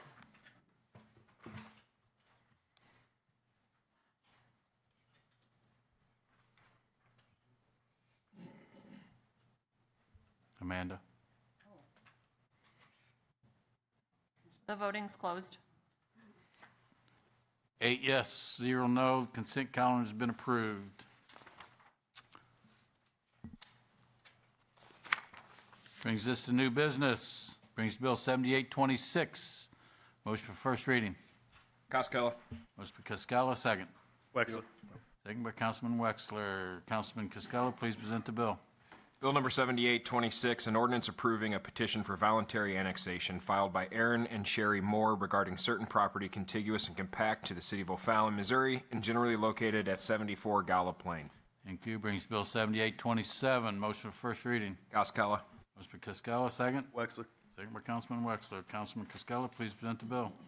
Bill number 7827, an ordinance approving a petition for voluntary annexation filed by Caballo Farm regarding certain property contiguous and compact to the city of O'Fallon, Missouri, and generally located on Gallup Lane. Thank you. Brings to Bill 7828. Motion for first reading. Costello. Motion by Cascella, second. Wexler. Second by Councilman Wexler. Councilman Cascola, please present the bill. Bill number 7828, an ordinance approving a petition for voluntary annexation filed by Jeff Lappy regarding certain property contiguous and compact to the city of O'Fallon, Missouri, and generally located along Gallup Lane. Thank you. Brings Bill 7829. Motion for first reading. Cascola. Motion by Cascola, second. Wexler. Second by Councilman Wexler. Councilman Cascola, please present the bill. Bill number 7829, an ordinance approving a petition for voluntary annexation filed by Mary E. Sudbrock Lucido Trust regarding certain property contiguous and compact to the city of O'Fallon, Missouri, and generally located on Gallup Lane. Thank you. Next is a unified public hearing and a public comment to consider the rezoning and area plan approval for a certain tract of land located to the west of Harvest at Hopewell subdivision near Dyer Road, owned by Jeffrey G. Lappy, Caballo Farms Incorporated, Mary L. Sudbrock, Lucido Trust, and Aaron and Sherry Moore from unincorporated, proposed to be annexed to R1 PUD Single Family District, and excuse me, and family R1 PUD Single Family Residential District Planned Unit Development. Is there someone here to present this? Good evening, Mayor, members of the City Council. My name is Jeremy Roth with McBride Homes, 17415 North Outer 40 in Chesterfield, Missouri. And I'm excited to be here tonight to present our newest project in the city of O'Fallon, Caballo Farms.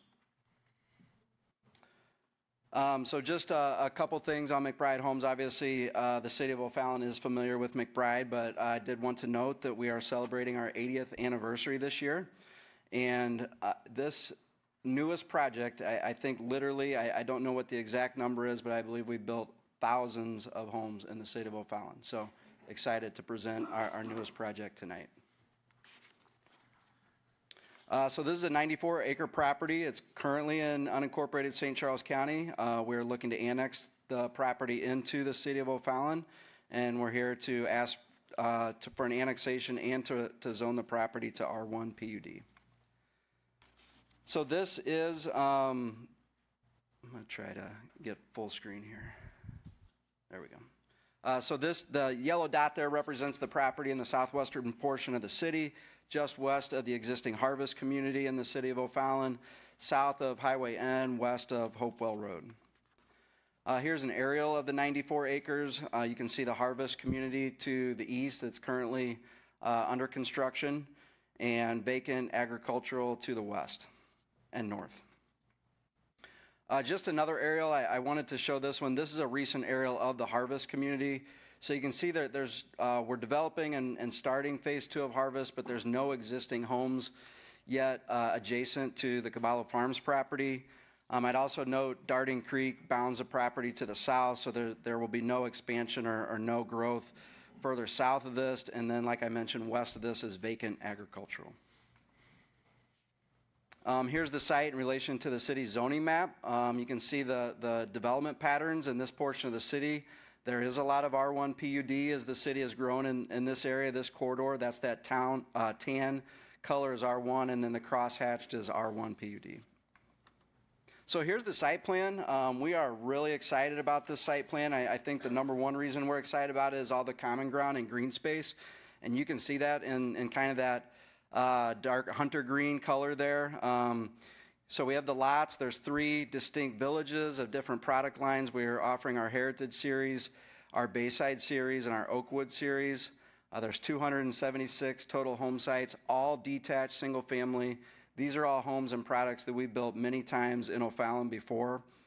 Access to the site. So currently the property owners use a gravel road called Gallup Lane from Highway N. We will be using Deer Road. We extended Deer Road when we developed the Harvest community. This would be a further extension of Deer Road. And then there's also a Stubb Street Country House Drive in the Harvest community, and those will be the 2 main access points to the property and the project. We have a lot of amenities within the community. Number one, we have a playground, pavilion, a ton of common ground, like I mentioned. There's a lake, a retention lake on the southern end of the site. There's plenty of stormwater contemplated for the design. There's 8 total stormwater basins, including that lake. And we do plan to develop the site in 3 phases. So I know there was questions through the process at Planning Commission on why a PUD, and I think the best explanation, and this is taken straight from the city code, and just to go down, and these are the objectives of a PUD within the city code. To permit flexibility in site design, check. To achieve more efficient use of land, check. To encourage open space, we have a ton of open space. To protect and preserve natural features, absolutely. To provide a variety and balance of housing types with the 3 villages, very sustainable community with different product types. To provide variety and location of buildings and roads, check. To increase vehicular and pedestrian safety by reducing intersections, yes. And then finally, to reduce land costs per dwelling unit in residential developments, and again, yes. So again, straight from the city code on the objectives of a PUD. Through some of the conversations with staff, we did talk about, hey, what would a straight zoning look like? And this is what a straight zoning would look like. So this is the property with the same amount of homes, and you can see the grid pattern of the streets, no common ground, no open space. Additionally, there would be over 3,000 feet of additional pavement, sewer, and water to maintain. So not very smart. The PUD is definitely the smarter plan when it comes to utilizing the site and the natural features. I mentioned the amenities, so this is just a zoomed in screenshot of the amenities. So we do have that pavilion and playground. Parking lot, this will also serve as the mail kiosk area. That'll be covered, and plenty of designated parking for that as well. And just a look of what the amenities could look like. So again, all that open space for the residents to use, playground, pavilion, and then that lake on the southern end, that would be a great amenity as well. So project features, I've hit on some of these, but just to touch on a few, highlight a few. 39.3 acres of common ground, which is over 41% of the site. And I think my favorite stat, over 80% of these lots will back to common ground. So 80% will back to common ground, not back to back, lot to lot. We also have almost 39% tree preservation. The PUD requires 20, so we're almost doubling that requirement. And then a lot of buffers. And go back to the site plan, you'll see all the common ground buffers, but not only internally but externally. So between Caballo Farms and Harvest, Harvest had a 20-foot common ground strip already. We're proposing another 25 common ground strip along that common property line. So that's 45 feet of common ground. There's a nice tree line there, and that's a 45-foot buffer between the backs of lots between Harvest and Caballo Farms. Just to look at the densities of the surrounding communities, these are all approved communities in this area. So Harvest, I mentioned that's 3.43 units to the acre. Autumn Hollow, which is in the county, 5.03 units to the acre. Oakshire, also in the county, 4.63 units to the acre. Post Farms in the city of O'Fallon, 2.96 units to the acre. And our proposal tonight, Caballo Farms, 2.93 units to the acre, so the lowest out of all of those active communities. I know there's questions and discussion on infrastructure. Can the infrastructure handle this development? We've met with PWSD, who provides water. We've met with Duckett Creek, who provides sewer. A resounding yes from both of those. They are looking for more homes with that new sewer plant. So absolutely sewer and water. Obviously, the big question is roads and traffic. With all this development, can the roads and traffic handle it? Those improvements are coming. They are happening. They are in the works. Just some screenshots here of those items. So the signal at Hopewell and N slated to start this spring. The widening of Hopewell Road. That'll be wider lanes, shoulders, turning lanes. That will be complete by the end of this calendar year, 2026. And then obviously the biggest question, Highway N. What's going on with Highway N? St. Charles County is working with East-West Gateway, and they have put this at the top of their priority list. So this is the top of the county's priority list to improve Highway N. Yes, we acknowledge it's needed, but it is happening. The quote from this post on the county's website, they're pushing for a 2027 groundbreaking. We will not have homes, absolute best case, we won't have residents living here till the end of 2027, but more likely the beginning of 2028.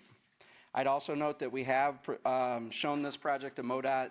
They do not have any initial concerns. So just to talk about the homes again, we've built these time and time again in O'Fallon, our Heritage Series, our Bayside Series, our Oakwood Series.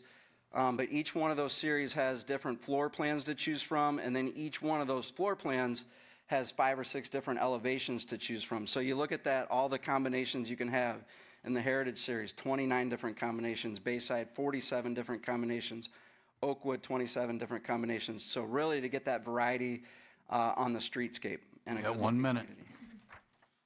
Here's some quick pictures.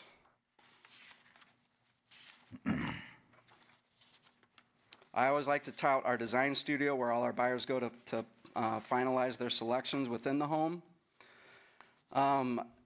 Just very quickly, we do comply with the comprehensive plan. That's in the staff report. There's some items that absolutely we comply with: increase the diversity of housing, adding new housing types, and preserving and supporting the unique identity of each neighborhood in the city. And then just in closing, I would say that staff did recommend approval of this plan, and last Thursday at Planning Commission, it was a resounding vote of approval of 10-1. They do believe this is smart growth for the city of O'Fallon. Those are the types of questions that the Planning Commission asked, and it was a resounding yes at Planning Commission. So appreciate your consideration of this project, and I'm here to answer any questions. Questions for Jeremy? Ms. Amanda? I guess my big question is, why annex in O'Fallon? I mean, you can build this in St. Charles County, right? I mean, it's in unincorporated St. Charles County. Did you go to them first and propose this? No, we came here first. We like building in the city of O'Fallon. We have a long history building in the city of O'Fallon. The harvest communities in the city of O'Fallon, it's been a tremendous success.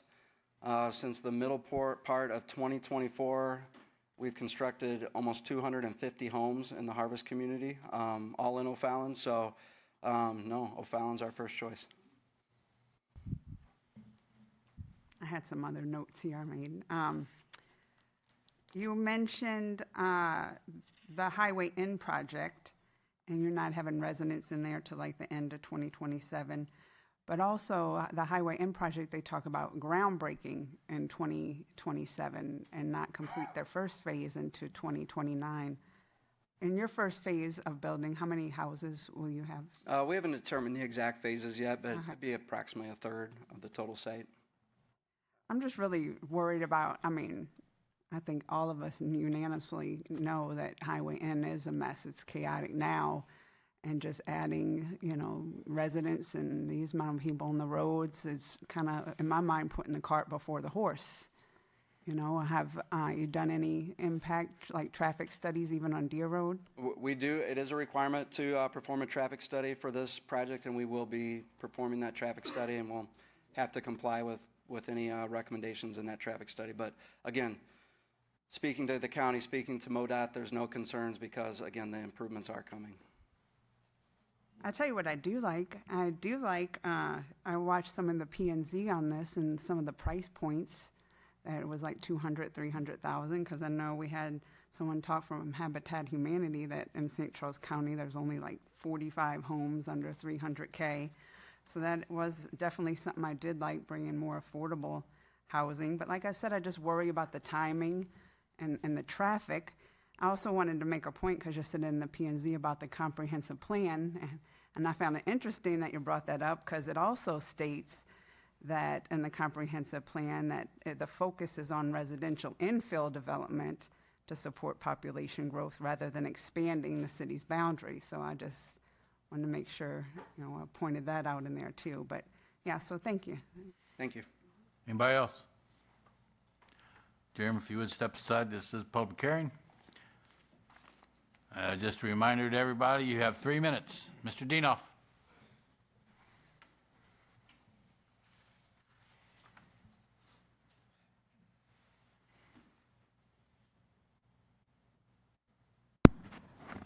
Thank you very much, members of council. It was kind of interesting last week at Planning and Zoning.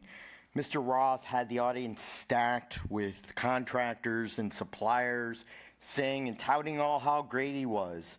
Well, you know what? McBride and Sons touts themselves in getting the home up as fast or faster than any other builder in the nation. I have some issues with some of their quality construction from people that I know that have McBride and Sons homes. Sometimes they put them up way too fast and forget about that quality construction. You know, folks, on the city council, it's about responsible, sensible, and smart growth. You all keep forgetting that because of Jeremy's contributions to certain members on the city council, including the mayor. Look it up, Missouri Ethics Commission. You take 276 homes times 3 vehicles, that's 823 vehicles that you're going to put on a safety-ridden issue on the state's busiest state highway, Highway N, that needs much-needed upgrades to highway standards, and it won't start till 2027, 2028, if we're lucky. It won't be completed until 2032. The PUD, Plain Unit Development, Mr. Roth and his company have not proved a hardship. There are no obstacles, no land issues, no rock, no development issue barriers that I can find or that he's expressed. Chapter 89 of the revised state statutes clearly talks about PUDs and hardships, and he did not meet one iota of that hardship. By giving him a PUD rather than an R1, waives all the rules, giving the developer, Mr. Roth, a free pass to do over whatever he wants to do. Lots squeezed as tightest and compact as they possibly can get. The homeowner wants to deviate and have special rules and regulations granted to him. 4,600 square foot lots, 5,300 square foot lots, 7,200 on the mansions. The front yard frontage from 80 foot to 40 foot, which is ridiculous. The front setback 25 foot, which is right on a roadway. The rear setback from 25 feet to 20 feet. Rear yard setback 5 feet. Reach out and touch your neighbor. The Wentzville School District, I talked to them last week. They don't have accommodations or the room to take on the additional 150 projected students of this development. Affordable housing, what a joke. $280,000, Mr. Ross said, to $750,000 is not affordable housing. You have 10 seconds. The average value is $450,000. And what about the financial constraints? $1 for services, we only get 67 cents recouped in taxes. Mr. Dienoff. We're having a Dienoff, your financial time's up, loss. sir. Thank you. Thank you. Our next speaker is Rose Zook. Rose?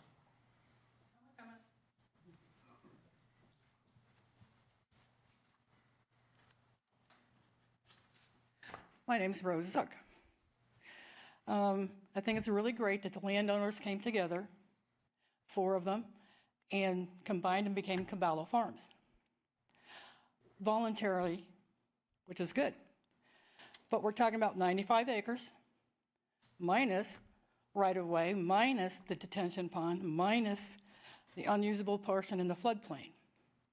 So now you're only talking about 63 to 64 acres that 276 homes are going to go on. But I also read it was supposed to be 293, so I'm not sure which number is correct. They approved, or I thought you guys approved, not you, but the P&Z for going from 10,000 square feet to 4,600. Well, 10,000 is almost a quarter acre. 20,000 is almost a half acre. But now you're putting it to 4,600 square feet. What is that? 1/8 of an acre? So you're going to have really small lots for these homes. And I keep hearing that, yeah, it's okay because people don't want to mow their yards. They don't want to have all that maintenance. But some people do. So having our houses so close together, you can touch your neighbor. So that was it. Thank you.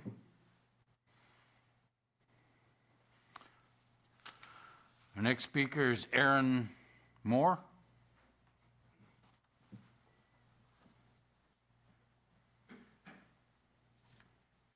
And happy Valentine's Day to you all, coming up pretty soon. My name is Aaron Moore, and I am a husband, a father, and a business owner in O'Fallon. I've been a business owner since 2013 in O'Fallon. I support this project because I want to see more affordable, single-family detached homes in O'Fallon. It's good for families, it's good for business, it's good for our community. And that's all I got. Thank you very much. Thank you.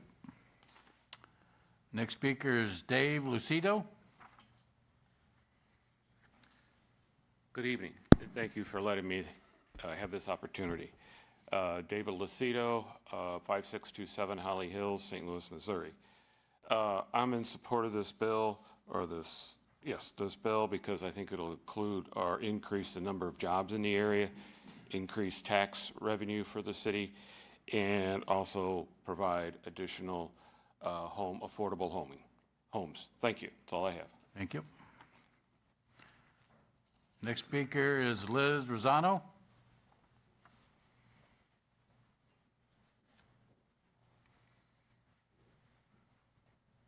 Hello, my name's Liz Rosario, and I currently live in the city of O'Fallon, particularly in the Harvest subdivision. If it wasn't for Harvest, I would not be living there, and I have my teenage daughter here with me who goes to the Wentzville School District, and she's thriving. And I do support this project for future homeowners to have affordable housing. Thank you. Thank you. Next speaker is Scott Masterson.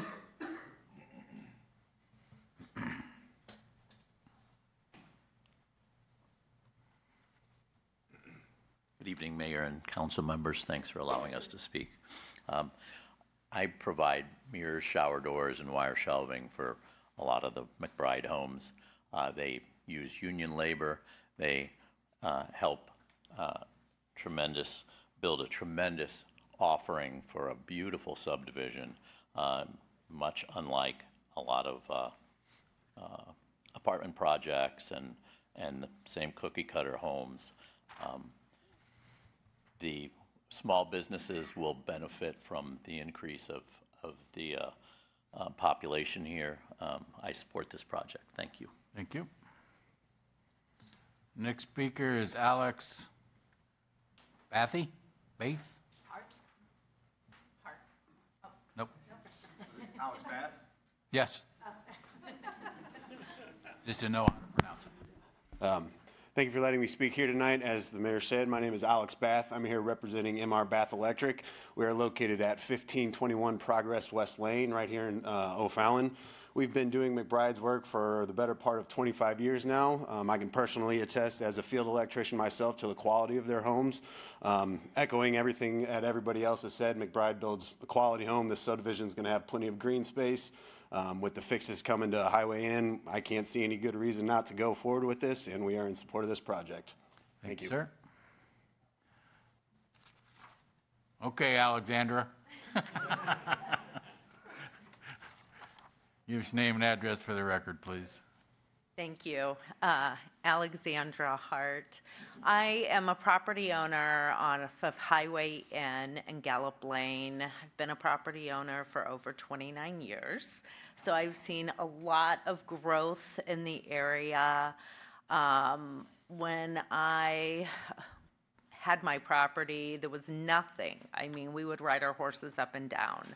I have to say, the community, and earlier today, the presentation of the kids, O'Fallon is amazing. The school districts in the area are amazing. McBride, their project of Harvest, if you go through there, they have walking trails, pavilions, pickleball. There are green space. The plans that they have for Caballo Farms offers a lot of green space, a pond, walking trails. I mean, they really do a solid project with really the construction and trying to keep community together. The affordable homes, I think, are really important. My own family member was here last week. She lived in O'Fallon for 7 years. They were expanding their home, adding another child. They needed a larger home. They looked for 2 years. They ended up moving to Lincoln County, which was very disappointing. So we do need the affordable homes here, and we hope that you consider approving the bill. Thank you very much. Thank you. Our next speaker is Keith Witter.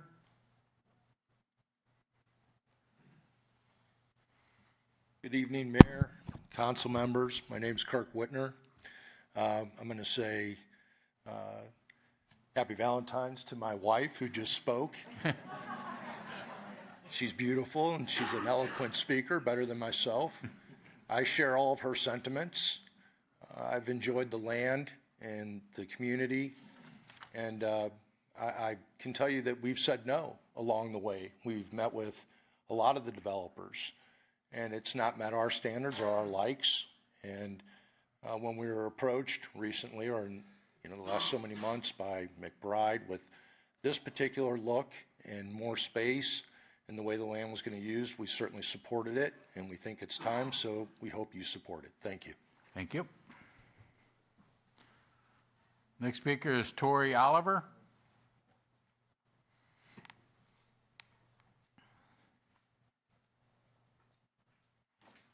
Hello. My name's Tori Oliver, address 113 Cobble Road. I live over off Highway P. I've been a O'Fallon homeowner for about 10 years, and I am in support of this community. We currently have a McBride home and are wanting to expand, or actually downsize, but a nicer home because our kids are about to graduate from high school, so we're looking to kind of have our adult house, and having a community where we have some more green space and less neighbors behind us, some more open areas behind us is kind of what we're looking for. So I'm hoping that if this gets approved, we can start looking in this community as well. So in support. Thank you. Thanks. Next speaker is Angie Carter.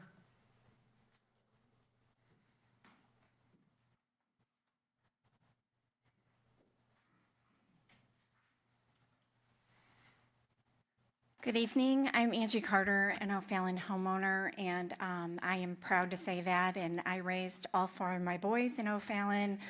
They're all adults now. Thank God I made it. But I don't have them all out of the house yet. But they need this type of subdivision. They want to live in this area. I have four boys, but they're all very different. So they need this kind of variety in this neighborhood. I pray I could get them all in the same neighborhood. That would be awesome, but I don't know if they'll listen to me about that. But that's why I like this kind of community. It's very similar to Harvest too, which I love and I think looks beautiful. I have a teacher in the Fort Zumwalt School District. I have a teacher in the Wentzville School District. I have two of my kids that would probably love the smaller lot because they're not going to take care of a large yard, but they get to back to cabin ground. Perfect for them. I have one that kind of wants that mid-size, and then I have one that's a completely outdoor kid, and he's going to want the bigger home on a bigger lot. So I think this offers that kind of variety for several different homeowners, and I think it's great, and I hope you do approve it. Thank you. Next speaker is Brian Trail.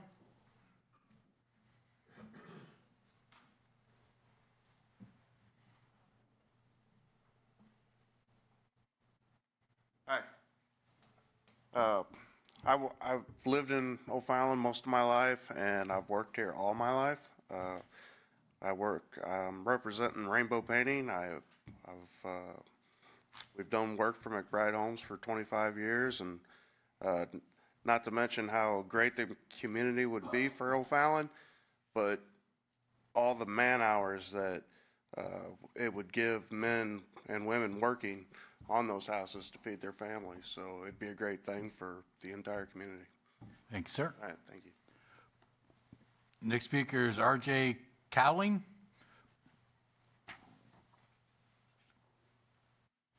Thank you, Mayor. My name is R.J. Cowling with Cowling Garbo. We are here to support McBride. We pour foundations and flat work for them. I believe that this community is going to be a good representation of what O'Fallon stands for with all the space and different stuff. It should be no surprise that, for the most part, people marvel at how O'Fallon is and how They spread out, and this is why people want to live here and why you have people knocking on your door trying to build and live within your communities. I think it's a great fit, a great compliment to your city. Thanks, sir. Ben Roberts? Good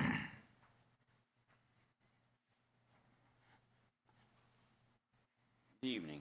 I'm Ben Roberts. Right now I'm a resident in O'Fallon. I've been living here for 11 years. I've been employed by Rainbow Painting and McBride Homes. And I raised my family with McBride and Rainbow Painting. And I think it's a good thing that they're building these affordable homes close to my house.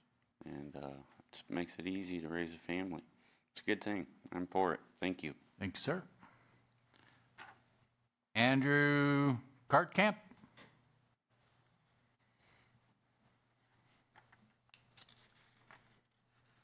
Hi, I'm Andrew Courtcamp. I own Revolutionary Builders based here in O'Fallon.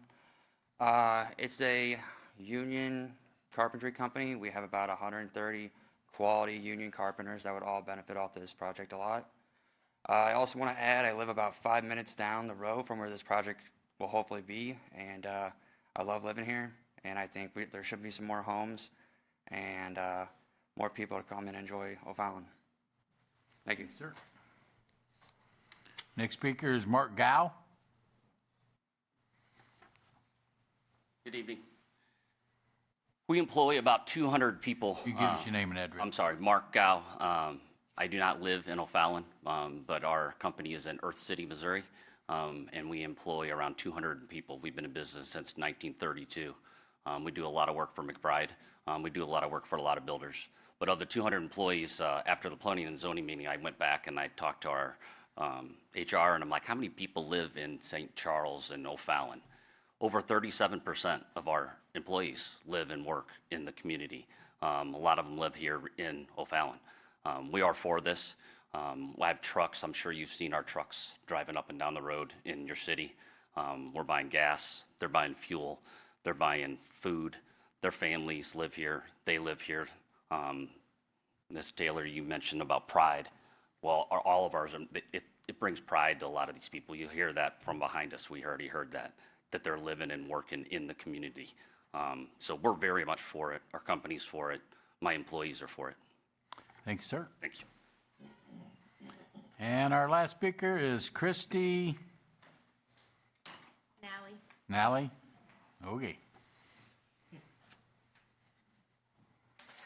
Hello, I'm Christy Nally with Metro Lighting. We are at 1029 East Terra. We've been in the O'Fallon area over 25 years and in business around St. Louis over 50 years. We are definitely for this project. It's going to bring in more revenue, more homes, more affordable housing as far as people being able to stay in the community and being able to move up and stay around the area. Pro-tax dollars, and we're 100% in support for this. Thank you. We have no other speakers, so we'll go ahead and close the public hearing and public comment.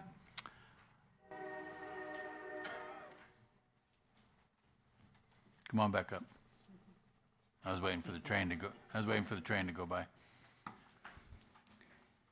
Any other comments? I don't have anything else, Mayor. Questions from the council? Thanks, sir. Thank you. Brings to Bill 7830. Motion for first reading? Costello. Motion by Costello, second. Wexler. Second by Councilman Wexler. Councilman Costello, please present the bill. Bill number 7830, an ordinance providing for the rezoning and area plan approval for a certain tract of land located to the west of Harvest at Hopewell Subdivision near Deer Road, owned by Jeffrey G. Lappy, Caballo Farms Incorporated, Mary E. Sudbrock Lucido Trust, and Aaron and Sherry Moore from Unincorporated, proposed to be annexed to R1 PUD, Single Family Residential District Planned Unit Development. Thank you, sir. Next is public hearing to consider the rezoning of a certain tract of land located at 401 East Wabash Avenue and owned by Alleluia Baskets Incorporated from I-1 Light Industrial District Downtown Overlay to C2 General Business District Downtown Overlay. Is there someone here to present this?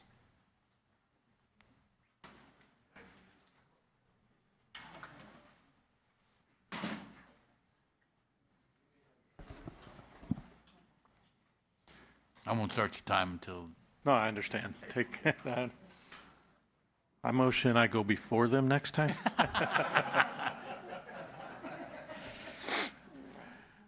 all right, give us your name and address for the record, please. Hi, my name's Todd Messler. I live in St. Peters, Missouri. I'm the general contractor that's going to be doing the addition to Hallelujah Baskets. And I'm the contractor because I'm married to the founder of the nonprofit. So, and I do residential contracting anyway. But we went through planning and zoning, and we got recommendation from the planning and zoning and the board to rezone from light industrial to commercial 2. The reason we want commercial 2 is it allows us to build closer to the property lines. We back up to the railroad. We also back up to Sondra there. So we're not going to really affect anything by expanding close to our property lines. But the main reason we're looking for that rezoning is so that we can add an addition onto the back of our existing building. We just need the space. The Hallelujah Baskets, they provide Easter baskets for children that wouldn't normally get them. And over the last year, they did almost 20,000 Easter baskets, and it's been growing every year. So it's a year-round operation. So as soon as Easter's done and you see all those 90% off sales, they're there buying it. And so we have a lot of, like, we have to store stuff for a long period of time, and then once they assemble the baskets and pack them up before the people come get them to take them to their different missions and stuff, we have to store them. So we just need the extra space, and that's why we're looking for that zoning. Okay, thank you. Questions from the council? Mr. Wexler. Not a question, just a comment. Love your guys' mission. Love what you guys do. Thanks. Thanks for being here in O'Fallon. They do a great job, yeah. Mr. Kewen. Yeah, and likewise, I'm familiar with your business, and I'm tickled to death that you have the need to expand. To me, that's a wonderful thing to hear. Yeah, we love being in O'Fallon. Anybody else? If you would step aside, this is public hearing. Mr. Dienoff.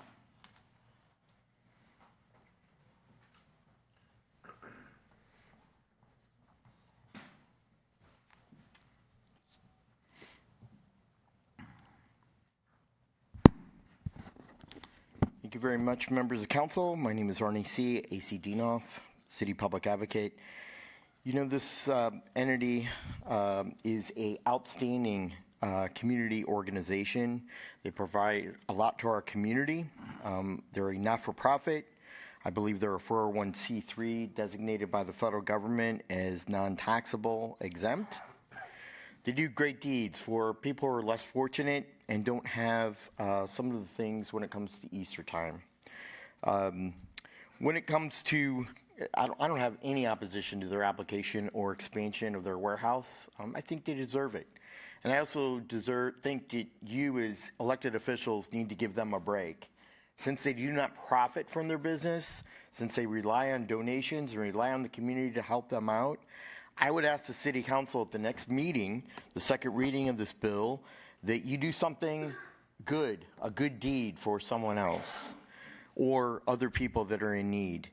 I ask that you waive all the application fees for the Planning and Zoning Commission application, all the public notice and publication fees that they had to pay, their business license, their inspection services, and I'm also going to ask the O'Fallon Fire Protection District to waive their inspection services by their fire marshal, building inspector. I don't think that they should have to pay since they're giving back good deeds to the community, growing our community, helping the less fortunate. I've never seen this council give something. I've seen you take, but I've never actually, or spend, but I've never actually seen you give back to probably one of the best organizations that I know that deserves a hand up, that deserves a pat on the back, that they're doing a great job, and to waive the several hundreds of dollars, maybe over $1,000 in fees and inspection services and licenses that you're milking from this not-for-profit industry. I ask you to do that, and I ask you to think about it over the next 2 weeks. Let's do something good for a change. I'm all for this application. Thank you. Thank you. We have no other public speakers. Any other questions for the applicant? Go ahead and close the public hearing. Brings us to Bill 7831, motion for first reading. Roth. Motion by Councilman Roth, second. Wexler. Second by Councilman Wexler. Councilman Roth, please present the bill. Bill number 7831, an ordinance providing for the rezoning of a certain tract of land located at 401 East Wabash Avenue and owned by Alua Baskets Incorporated. An I-1 Light Industrial District downtown overlaid to a C2 General Business District downtown overlay. Thank you. Next is a public hearing to consider the rezoning of a portion of a certain tract of land located at 3 White Oak Lane, owned by David and Anna Kelly, from C1 Restricted Business District to C2 General Business District. There's someone here to present this.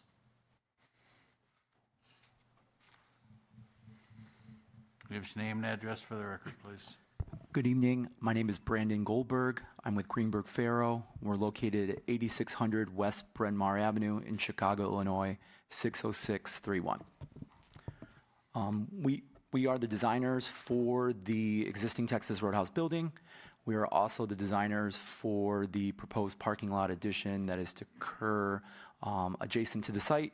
Texas Roadhouse is looking to purchase the site. It's less than an acre, and redevelop it for additional parking stalls for the existing restaurant.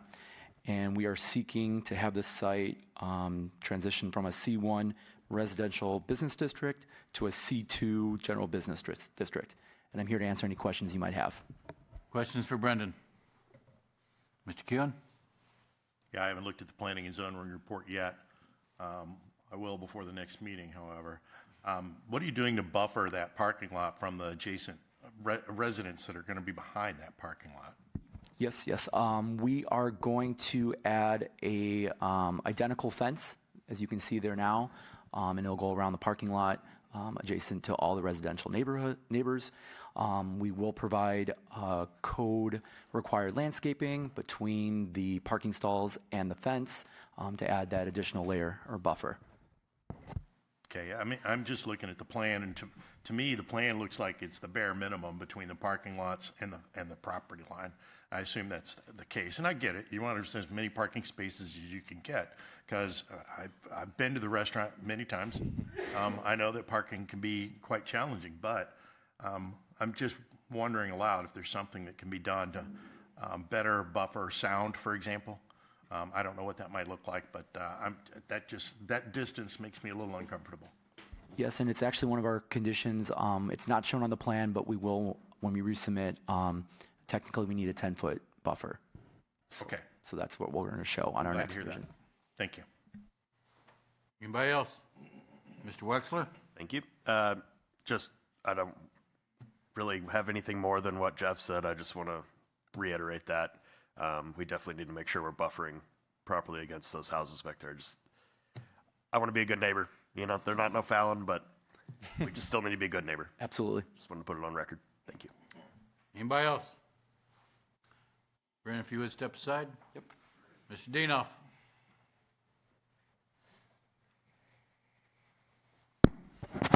Thank you very much, members of council. Arnie C., AC Dienoff, City Public Advocate. We knew that this was going to be the inevitable when they built their second restaurant because they outgrew their first restaurant on Mexico Loop.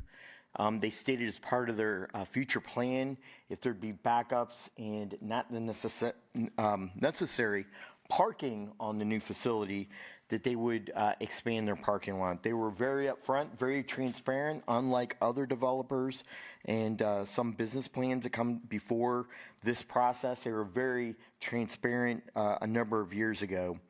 You have to keep cognizant that their establishment is the #1 restaurant paying the largest sales tax in the restaurant category for our city. If you all look almost any night during the week, east and westbound Mexico Road, you see backups. You see people going around and around in their parking lot trying to find parking spots. It's a challenge. I've seen accidents happen on Mexico Road because of the backups. I applaud the establishment for doing the right thing, for buying the necessary grounds, and for expanding their parking lot to accommodate the public. It's about public safety, reducing backups, and providing adequate accommodations for their patrons. They said they're going to put up a fence. It does abut to a residential development. I believe one of the owners is still going to reside on that property. He's subdividing his large parcel. We need to respect that neighborhood. And I would ask the applicant to put in all the appropriate trees and landscaping, which I believe he committed to doing. But I would ask him to go above and beyond what our city code and what our minimum code tells him to do. Go ahead and put another 25 or 30% more. I think you have a great following, a great number of O'Fallon residents who enjoy your establishment. It's good that you can give back to community and do the right thing for the adjoining residential neighborhood. For those reasons, Mr. Mayor, I fully support this expansion of the parking lot and their application. Thank you. Thank you. Our next speaker is David Timpson. Good evening, Mayor, members of the council. My name is David Timpson. I'm a 5.5-year resident in the neighborhood of Whispering Hills that's impacted by this proposal.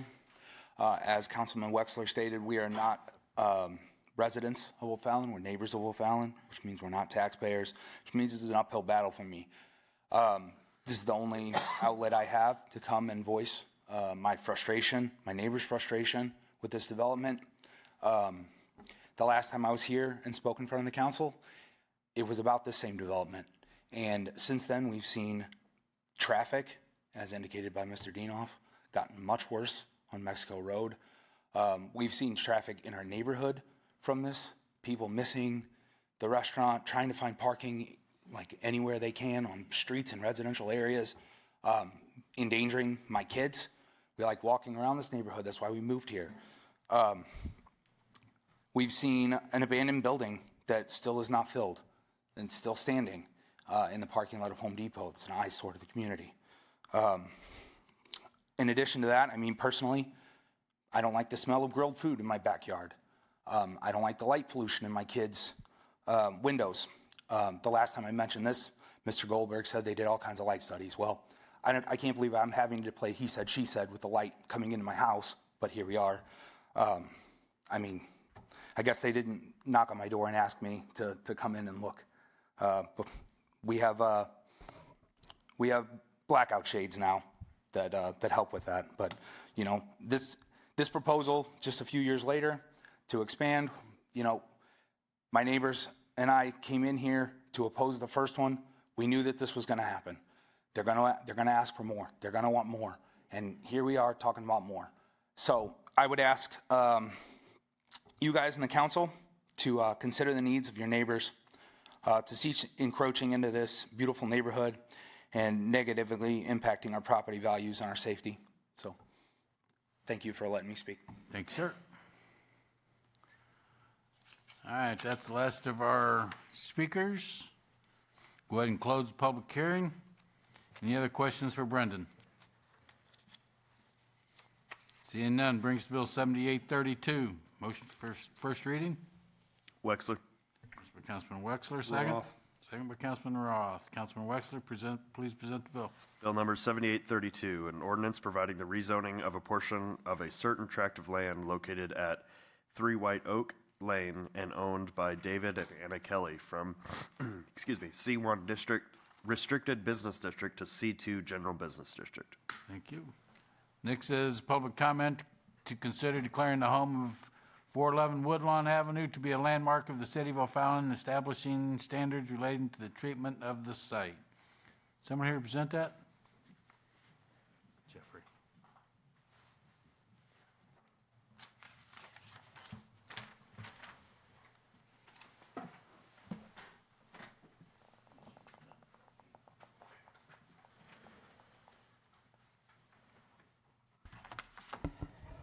Good evening, Mayor and members of City Council. I'm here to tell you about 411 Woodlawn. As you heard during the workshop, this is one of the most historic homes in the area. It is built back in 1914, and it does contain a lot of archaeological and agricultural significance to the city of O'Fallon. And the Historic Preservation Commission passed a resolution in which they would like for you to consider adding this to our historic homes listing. That's all I have, unless you have questions. Any questions from the council? Seeing none, if you'd step aside, please. This is a public hearing. Mr. Dinoff.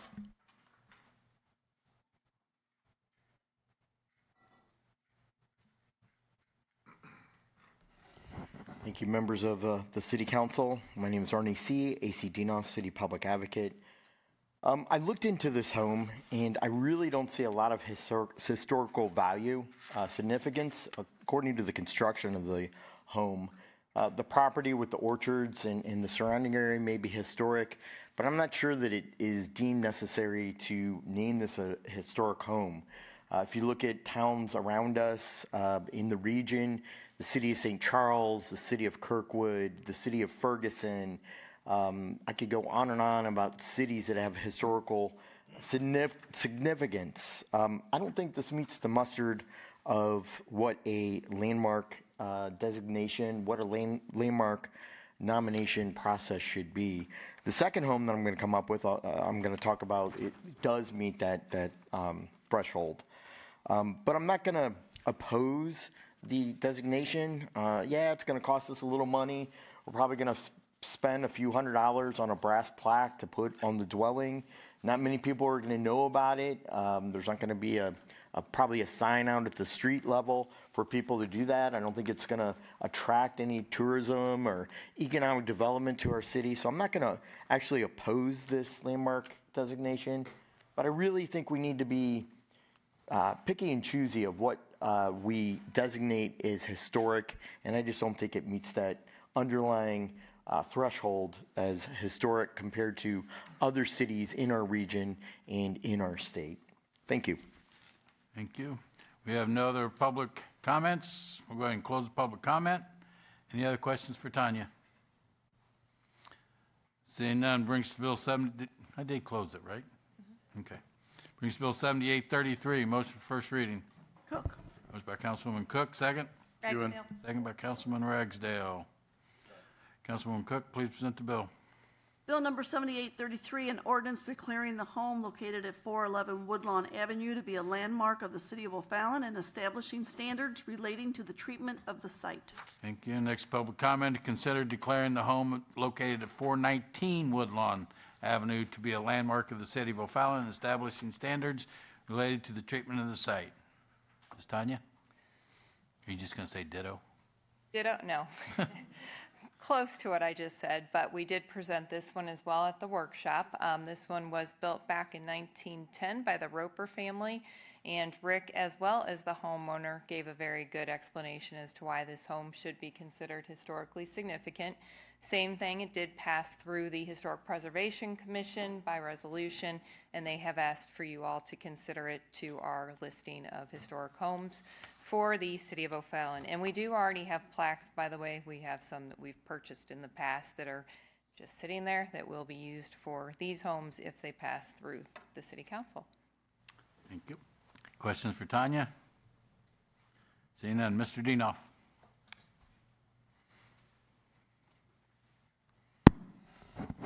Thank you once again, members of the City Council. My name is Arnie C., AC Dinoff, City Public Advocate. This property located at 419 Woodlawn does, I believe, meet the specifications and the minimum threshold for an historic property. The pictures speak volumes. It's comparable to a home in St. Charles City, in Kirkwood, in Ferguson. In the age of the home, the style of the home, I'm not sure if it was a Sears home or a what was the other developer? I think it was a Roebuck constructed home. But I believe that that's the historical need that we want to try to achieve, that we want to try to make sure that those type of homes are being nominated for historical significance. As you all know, our historic buildings have dwindled and have gone down year by year in terms of either being razed, taken down, redeveloped, or unfortunate circumstances happen to the other homes in our downtown area. It's unfortunate that we don't have a downtown like St. Charles or like Kirkwood or Ferguson. And I think that this city council needs to look at a long-term comprehensive plan for downtown in terms of trying to bring that retro feel, that retro fit back, and having a real vibrant downtown with economic development, with restaurants, with an entertainment district, with a lot of annuities and amenities that can be done. For some reason, in those workshops, you don't talk about trying to further our city and develop our city. You don't talk about economic development and building a historic downtown, retrofitting to make a downtown look like other downtowns in our region. For those reasons, I will support the designation of 419 Woodlawn Avenue as a historic home. Thank you. Thank you. No other speakers, so we'll go ahead and close public comment. Any questions for Tanya? Seeing none, brings Bill 7834. Motion for first reading. Cook. Motion by Councilwoman Cook, second. Ragsdale. Second by Councilman Ragsdale. Councilwoman Cook, please present the bill. Thank you. Bill number 7834, an ordinance declaring the home located at 419 Woodlawn Avenue to be a landmark of the city of O'Fallon and establishing standards relating to the treatment of the site. Thank you. Brings Bill 7835. Motion for first reading. Kewen. Motion by Councilman Kewen, second. Boyer. Second by Councilman Boyer. Councilman Kewen, please present the bill. Thank you, Mr. Mayor. Bill number 7835, an ordinance approving an agreement between St. Charles County and the City of O'Fallon to reimburse a portion of the construction costs for the Guthrie Road Bridge Improvements Project in an amount not to exceed $70,250. Thank you. Brings Bill 7836. Motion for first reading. Cascala. Motion by Cascala, second. Kewen. Second by Councilman Kewen. Councilman Cascala, please present the bill. Bill number 7836, an ordinance approving an agreement between St. Charles County and the City of O'Fallon to reimburse a portion of the design costs for the Highway End Shared Use Path project in an amount not to exceed $160,000. Thank you. Brings Bill 7837. Motion for first reading. Kewen. Motion by Councilman Kewen, second. Wexler. Second by Councilman Wexler. Councilman Kewen, please present the bill. Thank you, Mr. Mayor. Bill number 7837, an ordinance approving a funding agreement between St. Charles County and the City of O'Fallon to reimburse a portion of the Bryan Road Pavement Preservation Project in an amount not to exceed $234,294.40. Thank you. Brings Bill 7838. Motion for first reading. Cascala. Motion by Cascala, second. Roth. Second by Councilman Roth. Councilman Cascala, please present the bill. Bill number 7838, an ordinance approving amendment number 2 between St. Charles County and the City of O'Fallon to reimburse a portion of the Deer Road Reconstruction Phase 1 project in an amount not to exceed $6,036,800. Thank you. Brings Bill 7839. Motion for first reading. Cascala. Motion by Cascala, second. Roth. Second by Councilman Roth. Councilman Cascala, please present the bill. Bill number 7839, an ordinance approving a funding agreement between St. Charles County and the City of O'Fallon to reimburse a portion of the Deer Road Reconstruction Phase 2 project in an amount not to exceed $440,000. Thank you. Brings Bill 7840. Motion for first reading. Kewen. Ms. Ragsdale, Mr. Kewen. Ms. Ragsdale, please present the bill. Thank you, Mr. Mayor. Bill number 7840, an ordinance approving a funding agreement between St. Charles County and the City of O'Fallon for an application assistance agreement for the Bryan Road and Veterans Memorial Parkway intersection project in an amount not to exceed $32,000. Thank you. Motion brings Bill 7841. Motion second to introduce. Kewen. Motion by Councilman Kewen, second. Roth. Second by Councilman Roth. Councilman Kewen, please present the bill. Thank you, Mr. Mayor. Bill number 7841, an ordinance approving a funding agreement between St. Charles County and the City of O'Fallon to reimburse a portion of the costs of the Mexico Road Resurfacing and Pedestrian Improvements Plan in an amount not to exceed $520,088. Thank you. That brings Bill 7842. Motion for first reading. Cascala. Motion by Cascala, second. Wexler. Second by Councilman Wexler. Councilman Cascala, please present the bill. Bill number 7842, an ordinance providing for the approval and acceptance of the dedication of streets and storm sewers, excluding detention for maintenance by the City of O'Fallon for the villages at Shady Creek, Plat 8. Thank you. Questions or comments on Resolution 212, 2026I? Motion to approve, Kewen. Motion to introduce by Councilman Kewen, second. Cascala. Who was that down there? Was that Mr. Roth? Was that you? Yes. Okay. Oh, man, I just heard two of them down there, so all in favor? Any opposed? Ms. Stephanie. A resolution authorizing an agreement with Energy Petroleum Company extending the term of the provisions for fuel purchases through April 1st, 2027. Thank you. Motion second to approve. Ewan. Motion by Councilman Kuhn, second. Roth. Second by Councilman Roth. Council members, please cast your vote.